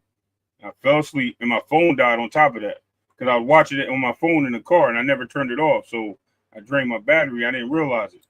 So you was probably hitting me up like, yo, where you at? I was like, man. I said, what time? I mean, I sent you a message for sure. How do the people in the building feel about the morning show at 9:30? You guys think we should go back to 11? Nah, and do it that way, or do you like that 9:30 a.m. Slot? Put a one in the chat if you like it. There you go. No, yeah, nobody said nothing yet. Nobody here. They don't care about that, Clay. They just like the content. They don't care. They here regardless, man. Oh, okay, back to 11, bro. We know back to 11. Yeah, you know why he went us back to 11. I said I'm cool either way. We're just playing around with it. I like it whenever you pop up, Clay and Ray. No doubt, Bubs. No doubt. I think the early morning is good because it allows my day because I think y'all be killing my day, bro. I think I'll be going 4 to 5 hours before I know it. It's 4 o'clock. It's damn near dinner time. It is. 9. See? No doubt, Devontae for sure. Ray ducking AM smoke. You heard 2 cents? That's what I'm saying. He ducking that AM smoke. Man, I'm up in the AM. What are you talking about? I work in the AM. Early AM. Yeah. I ain't ducking it. But that's okay. 2 cents. I ain't see you up here yet. And you gotta go at it. You lost. You gotta shave your eyebrow, bro. You lost the bet. You forgot? I ain't forget. That's why you stayed behind that $2 bill. No doubt. No, today was a good show though. Ray came up, Mill came up, man. I appreciate Mill coming up, man. Yeah. Mill is on the come up, man. He's doing his thing, man. He's moving around like man. He even has people. I feel like Mill got people working for him, doing interviews for him on the spot. Like he's spreading around. He's got like a little company type of thing going on. It's not just him. He's definitely on that fight hype tour, man. Right. He's becoming a fight hype. He's got representation out there. I won't put his name out there. Please don't, because they don't want. He don't want the connection to be made. But he runs very close with one of our close friends that come to the channel. So, like, they real cool. Oh yeah. They actually, I know you're talking about. Yeah. Yeah. No, I know what you're talking about. But yeah, he's doing his thing, man. So it was great to have him on the show today. And that's access right there to what's going on in Philly all day. That's the Philly. That's a Philly algorithm right there. He controls and he knows what's going on. So I like him come up, bro. Pause. And Blue came up today. That was awesome. I love to have my brother come up here. I don't know when we're gonna get regular again on the show that we do in the afternoon. I know he's moving around a lot of pieces, so it is what it is. But definitely some perspective on the Jaron Boots and his game. I think calling him a duck is diabolical. It does bother me, and I think Mill highlighted that as well, being that he has access to the fighters directly, like he's dealing with them in the gym, and he expressed something today that I knew had to be it, which is the fighters can't stand the fans, and it's grown. It's made a line in the sand between the fighters and the fans. So you're going to hear these fighters saying F the fans. Shout out to Knockout. Gail came in here earlier, shared his little opinion on what's going on as far as the fans not, F the fans, right? But brother, boxing has been saying F the fans. Excuse me, the fans have been saying F the boxers for the longest time in an American boxing space, bro. How long do they think that was going to last until the boxers started responding with the same energy? And I think that started like 3 years ago. 4 years ago, they've been on that energy. The boxers, yeah, the boxers. Once the fans became toxic, loyal to a fighter, and on the opposite side of the loyalty to that fighter became any of the other fighters who could challenge your fighters' mortal enemies, there's way more. Look, the numbers don't lie as far as there's hundreds of fighters, right? But there's only one of your favorite fighters, one or two of them. Yeah. So think about how many fighters you're pushing to the side and saying ain't ish in comparison to your one fighter that you decided to dedicate a channel to. If you're just a fan, do your thing, right? If you're a fan and you're just rooting, like I'm a Terrence Crawford supporter, right? I'm not gonna say fan, but as a Terrence Bud Crawford as a Terrence Bud Crawford supporter, I can just watch Terrence Crawford and I don't affect the algorithm. But if I'm going to be a content creator, I've got to cover the whole space, and I've got to be fair and objective across the board to allow boxing to benefit from what I'm doing here on this channel. Content creators should take more accountability of that and understand that they've hurt, past tense, the sport. Right. You guys have hurt the sport. Because we're pushing the sides. Right. We're pushing narratives. Well, I'll pause on that real quick. And I don't mean pause in that sense. I'm saying like pause and stop real quick. Let me say something. The reason why I'm saying that, Clay, and I know like you said right, because when I say that it hurts it hurts because I wouldn't say it's so much of a narrative. I say it's more of your opinions run deep because we're the only media source to the game. And when you're saying these things, regardless of it being your opinion or your thoughts or how you feel, and you bring your favorite fighter or your favorite platform or wherever the case may be to the forefront over other spots of boxing, and you're shooting down everything that can happen or everything that should happen to a boxer, and you do interviews and you kick boxers that you don't rock with in the chin, and you make them feel uncomfortable in your space or anything like that. Or you get in debates with them, whatever the case may be. And I'm not saying anybody has done this, right? I don't know what people do outside of that. What I'm saying is when these things happen, because I have seen it happen, but when it happens, it makes it sour to the sport, because then you have people that go to safe places, then they talk their shit, then they go over there and then they sit there and they don't rock with you, and then what happens is they become the enemy, and now you're just building. Now the narrative start building up because now you're pushing everything that you have like a plow over to that of shit onto that fighter, and then you're taking everything that's left over, that whole platform, and rebuilding your fighter on top of that shit you just moved out the way. And that's what happens, and it's not cool. You got to be respectful. I didn't said that. Devontre Bone, right? I like that statement you made there. So let me give you a question back. There's an old saying, the Lord giveth and he taketh, right? If the fans make the fighters money, if the fans make the fighters money, can the fans be the reason fighters don't get money? Of course, right? It's a yin-yang relationship, right? So when we're talking about A side, B side, when we're talking about negotiations, when we're talking about fights being made, if we're not supporting boxing across the whole space, then what do? We put the power, and I'm going to use Gervonta Tank Davis as an example, right? Or I don't care, I'm going to use Tank, right? When the money is all on Tank, then that means another fighter's ability to make the money is to be in the grace of Tank, right? When it's not spread out even, there's no checks and balances, and the budget gets put behind, because then greedy promoters take advantage of fans who are easily manipulated this way. Then the promoters will be like, oh, so I don't even got to give them the fights. I just got to keep giving them the performance from this one fighter. Right. You know what I'm saying? So right. I think there's, and I saw somebody else say something in here about boxing fans, and there's nothing wrong with being fans of a boxer. 100% there isn't. That's natural. But I'll ask you this. If I'll use Tim Bradley as an example, right? Let's say Tim Bradley was a fan of a fighter, and whenever he did his content, whenever he did his show on the Top Rank show on the ESPN, all he did was big up his one fighter, and he crapped all over the other fighters. Is Tim Bradley helping boxing out, talking that way? Do you think they would allow him to sit there? You don't think he has favorite fighters? Like, for example, he supports Terrence Crawford, right? And he'll sit there and be like, I think Terrence is going to be Canelo. But he'll spend 2 minutes doing that, but he'll cover the whole space of boxing. Yes. He has to, because without boxing, as far as an industry, he has no job. Right. Content creators, I think, would benefit off seeing it that way.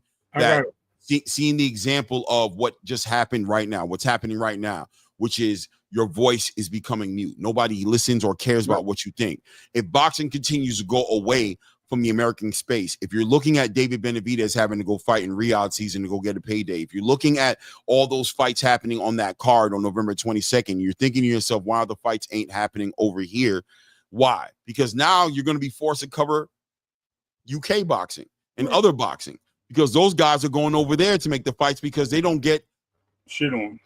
They get shitted on over here, and they don't get no love over here. That you're not buying their fights. You're walking out of their fights. You're talking shit on their fights. You're tearing down their reputations. You're putting PD accusations on their back. You're putting duck accusations on their back. You're doing all these different things. So they're going somewhere else. So what's the content going to end up being about? Exactly. And let's even draw more of a better conclusion to that, Clay. And I was going to actually say, in the football sense, right? Hold it down for a second. Yeah. You can have like, be a fan of the Raiders. Let's just throw the Raiders out there, because or the Cowboys or the Steelers, the Giants, the Eagles. You could be a fan of any of those teams, Carolina Panthers, whatever. But if you're a fan of that and you just building everything around your team, and there's a whole league out there, right? And you're just kicking everyone's else back in, eventually the league's going to forget about you. The league is going to move on. Every other, and let's just say you are a fan of that person, you live in another region, you're still going to watch the other teams. You have no choice but to watch, unless you get the package where you can just concentrate on your team and things like that. You're still going to have these fights in your region. You still have to deal with everything else that goes with that sport.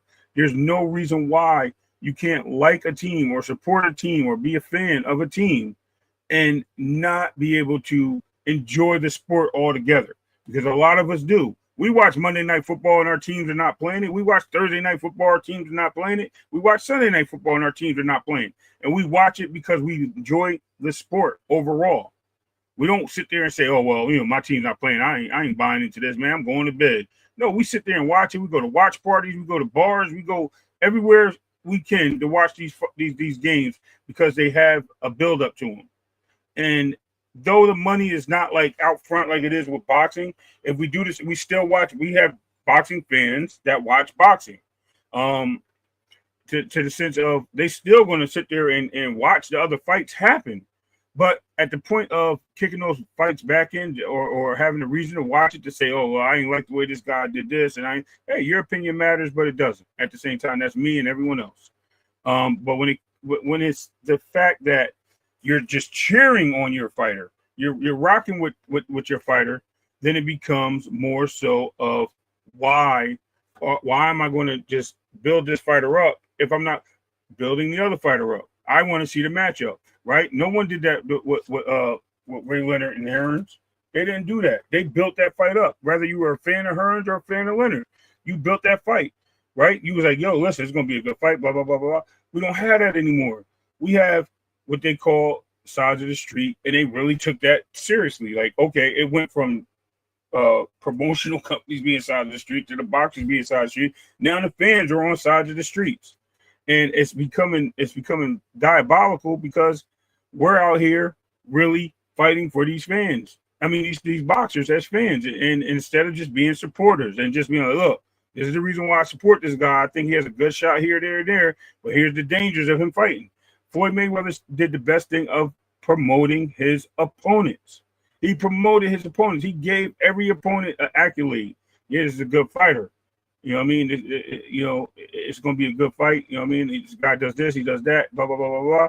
And the reason why Floyd did that is because if he didn't build up the opponent, right? If he didn't bring, and this is months out, right, Clay? He'd be on the build up of the fight, the road to the fight, and he'll sit there and build these guys up while I'm taking this fight.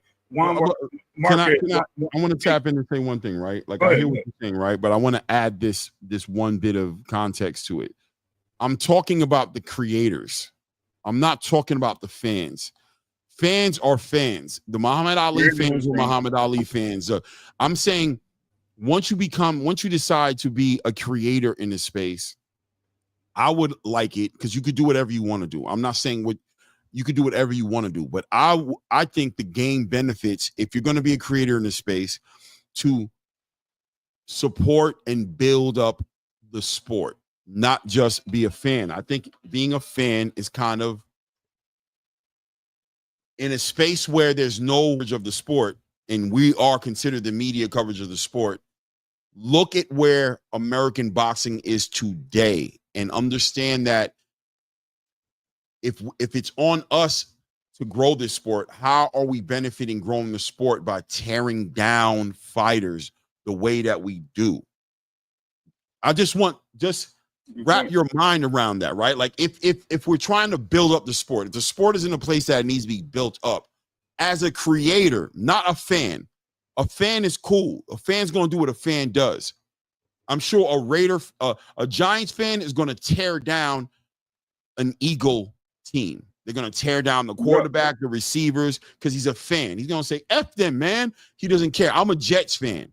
I spent years tearing down the Patriots, even through their victories. Man, they're doing this. When Tom Brady got caught cheating, see, that's what I was tearing down. I was trying my best, at least, to tear down the Patriots, right?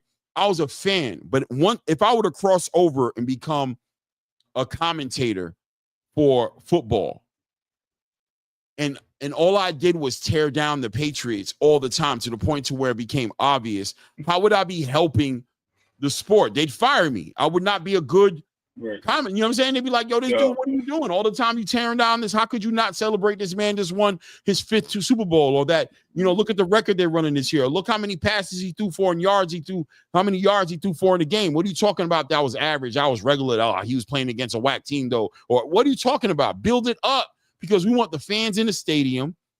We want people watching at home. We don't want people not watching the Patriots play when they're on TV because you convince them that they're not worth watching, right? So the fans going to do what the fans do. But the creators should consider making a space, an open platform that all the fans can come on and argue with each other and talk about stuff like that. But the creators should keep in mind helping the sport grow, especially in a situation specifically like this one, to where we're losing the sport as far as the influence, as far as you guys complain about it every day. I don't need to tell you what you already know. You complain about it every day. Now the fights are happening somewhere else, right? You're upset. They should be happening here, right? Well, why aren't they happening here? Are you going to take any ownership? Is there any ownership of the current state of boxing on the back end of the leaders in the creation space, in the content creation space when it comes to boxing? If you have over 100,000 subscribers on your channel for this sport that you say you love, do you take any ownership of the current state of the sport as far as your part that you've played in promoting and keeping the sport up in the conversation? You understand what I'm saying? Right. Does that make sense, Ray? No, it makes a lot of sense, Clay. Right, like the energy is focusing that these talking points are focused at the creators, not the boxing fan, not you guys in the chat. You guys in the chat are doing your job. That's what you're supposed to do. Bubs is doing his thing. He's defending. He's fighting for Tank. He's doing his thing. He's a fan. But the moment Bubs decides to cross over and become a huge creator in the space, does Bubs take consideration about building the sport up and start to look at the benefit of building up a Shakur Stevenson in the spirit of how big the fight would be between him and Tank, right? Let's campaign on making that fight happen, because although Tank's my favorite fighter, I know how big the fight would be for the sport. They fought for each other. So it's like, yo, I don't know. Shakur brings this to the table. This is how he can compete with Tank. Tank would have to bring this to the table. Bop, bop, bop, bop. You're building up fights. You're building up the sport by doing it. You move in that direction. If you're not taking that into consideration, then hindsight at this point says that you're part of the problem and not part of the solution. Right. Whereas if you look at the UK space, take some notes as to what's happening over there when you see a Derek Chisora with 14 losses still packing out stadiums. Right? Right. For people to come and see him fight. Look at the Conor Ben in Eubanks fight. Right. Globally, that's not a good fight. But what made it a good fight? The fans, the buildup, the history, regardless of who you like. Look how much of an enemy Eubanks was to the fans over there, right? The pushback, but that fight still made money. That fight still brought. I mean, fighters make fights. We need the best to fight the best. We need the stories that make sense. Us taking the storyline out the fight and using our opinions or our statements to direct the story hurts the fight more than helping the fight. And when that happens, we're looking at it as like you said, as a super fan, as opposed to a content creator, giving the source credence, giving it something to grow, to marinate, turn into something bigger, move forward. You're talking about Boots and Terrence, right? They ain't even nowhere near each other right now on the spectrum. Yeah, but you're building it right and to the fan base, like, yo, you know what? I don't like Josh Kelly. I like that Jose Ramos fight. I'm sitting there like, yo, why would he go that way if he got the opportunity here? You like, no, Ray, check this out. And you built it to the point where, okay, I understand. I got you. I mean, I'm good with it in multiple different ways, but if you're on one side, I'm not going to get on that side with you. I'm going to get on the other side. And because what are we doing? What are we doing at the end of the day if we're not offering perspective on so many, on everything that's there to get a perspective on? You know, no, it makes sense. And that's what I'm saying. It all makes sense. So it's good to have these opinions and these thoughts and pushes and build up to certain things, because it now sharpens the mind and makes you understand that when you're talking about this, you have something to build up on and push forward. That all. Yeah, Desi, I understand what you're saying, but that's once again, bro, there's only so much what Jaron Ennis went through in the past year based off of performances that he won was diabolical. And that can make anybody be like F the fans. That I won these fights against David Avanesian. I won the fight against Karen.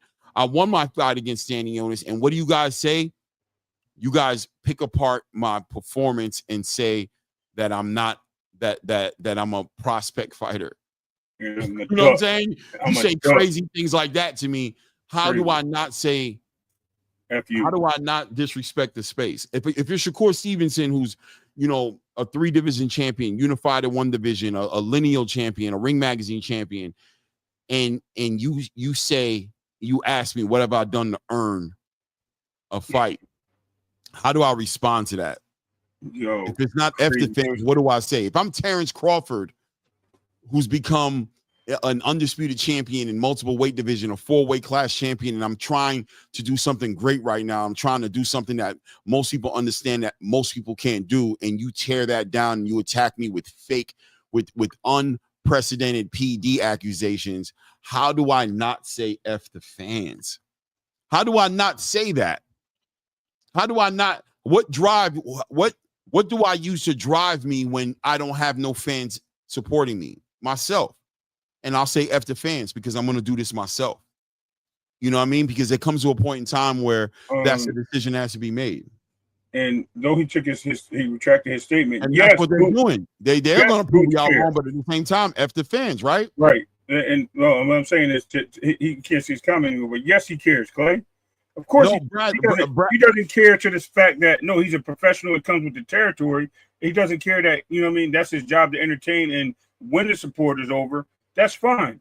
But the point is, he's still a human outside that ring, outside that spotlight, and he sees these things. He's questioning himself like, yo, what am I doing wrong? 2 Cents hit the nail on the head.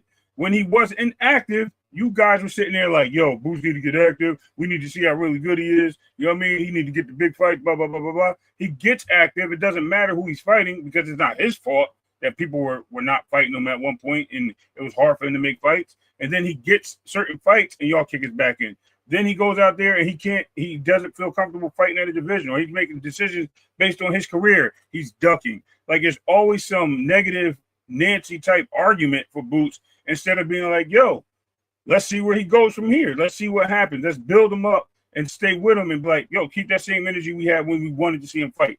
You know what I mean? It's like you can't win if you're Boots. And yeah, Boots listens. He hears it. Now, does it affect him where he's going to not eat his dinner and go to sleep with that on his mind? No. Absolutely not. But damn sure, yeah, you know he's listening. It's just driving him to work harder. That's all. Rather he doing it for you or himself. Yeah, Bradley, you're right. Boots doesn't care anymore. That's the point, right? And Ray said he listens. I don't even think he listens no more. And I think that's what, and I think people aren't taking accountability to understand that at what point he was listening. You had an opportunity to be in his ear and be a support for him and somebody that pushes him and somebody that he looked forward to hearing to, and then at the same time looking forward to give you the fights, and because he knew you would celebrate him. Once you move the way you move, what happened is you removed your voice from the conversation from him, and now he's no longer listening to you. He doesn't care what you have to say anymore. And now he's moving in a way to where you're disconnected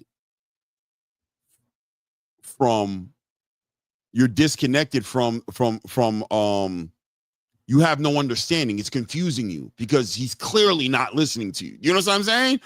Like if he goes and he fights Josh Kelly, he's not listening to you clearly, right?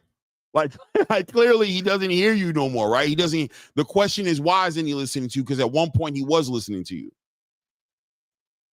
That's all I'm saying, right? We can't complain.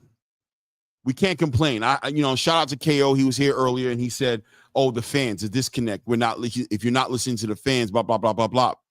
There's a reason they're not listening to the fans, and you guys believe that they should just take the abuse and continue to listen to you anyway. That's my point, Clay. They don't have to. Clearly, he's still going to get his money. He's still going to make fights.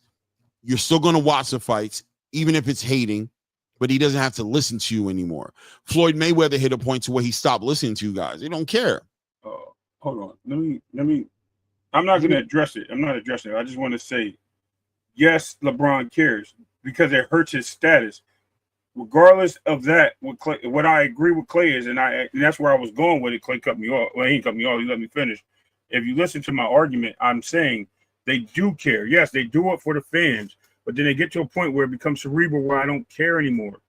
That's what could you imagine if every time LeBron James came out, flops. Let's talk about him flopping. he was just like, yo, this dude is it. Nah, he tunes it out, right? But for the most part, when he's in the stadium, they're cheering. They're flipping out as a team. And plus, it's a team sport. It's different. You can hate on LeBron, but the team will still carry you because the support for the team is there, right? The boxing game is a lot different because it's that one fighter in there catching all the props or catching all the boos, right? It's just a little bit different. It is what it is. But look, boxing is going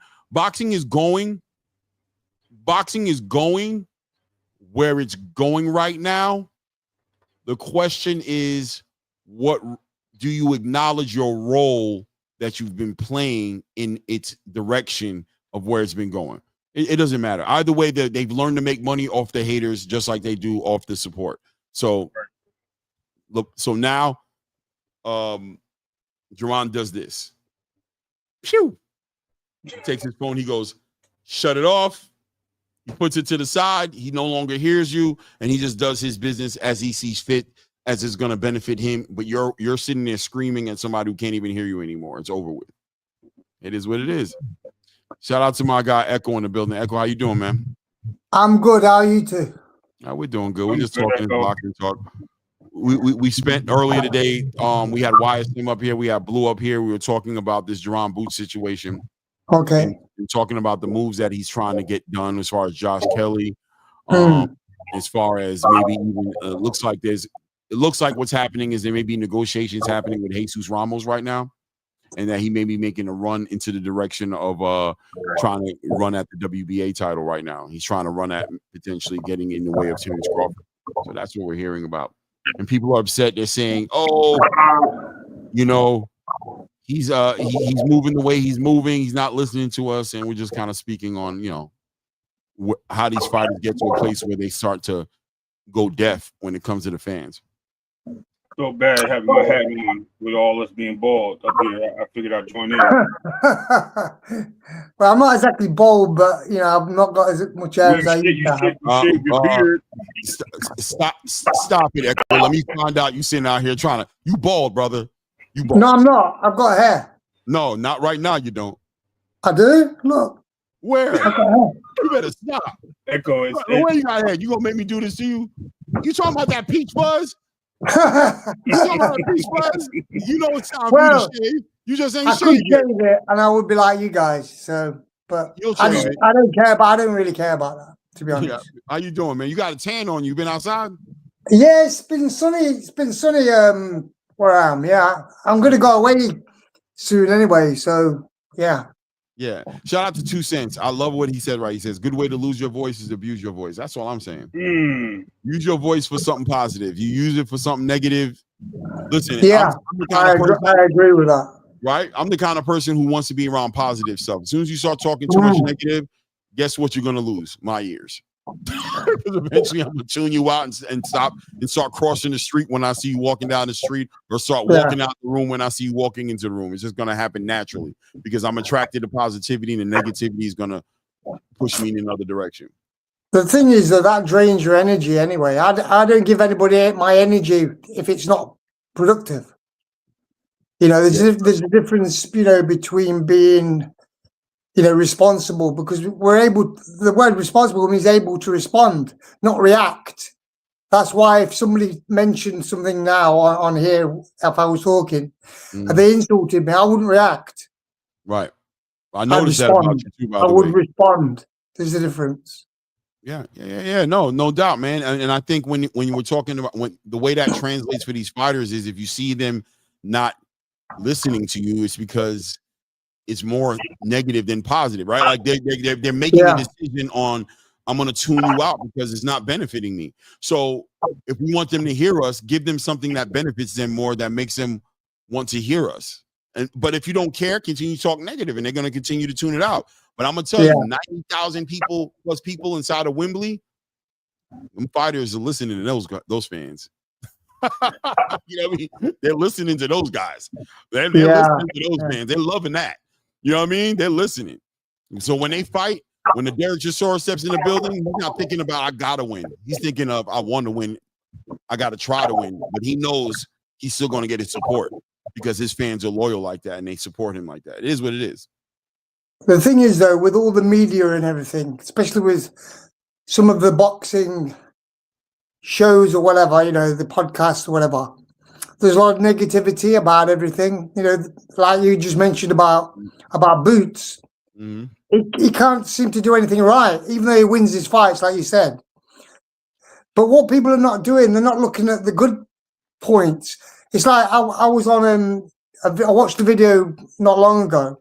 They're talking about Floyd Mayweather being knocked down or whatever, or being hurt, you know, being wobbled or whatever, you know, in his fight. But so what? It doesn't matter. Right. They should be celebrating the greatness, not looking. You'd have to really pick where he really was bad in any fight. It'd be very difficult. Right. You know, he got knocked down by Zab Judah. So what? You know, Carlos Hernandez, he touched the floor with his glove. So what? He got wobbled by Corley. So what? There's plenty of great fighters that happened to. Yeah. It's because got wobbled by Shane. Like Shane had him looking crazy. Yeah, exactly. Well, that's because the perspective of malice, it seems to be the entertainment value of fans. Yeah. It's crazy. Well, it's like most of the comments on YouTube, maybe 85% are negative. Right. That's the problem as well, because nobody really seems to celebrate anybody's greatness. Or they don't know how to do it. No, they don't recognize it. They don't recognize they don't recognize it. It's like they've been desensitized from it, and they're no longer.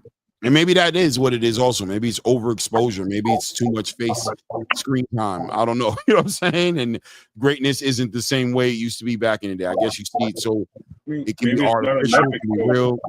They're overstimulated. You know what I mean? Yeah. Maybe it's not enough exposure. That's what on the opposite end. Maybe it's not them doing the commercials or having fights every 3 months like they used to and things of that nature. So it gives them more time to talk about certain things. But remember, with boxing, you're only as good as your last fight, right? Yeah. And I think that carries weight when you're off for 6 months, you're off for 4 months, and things of that nature.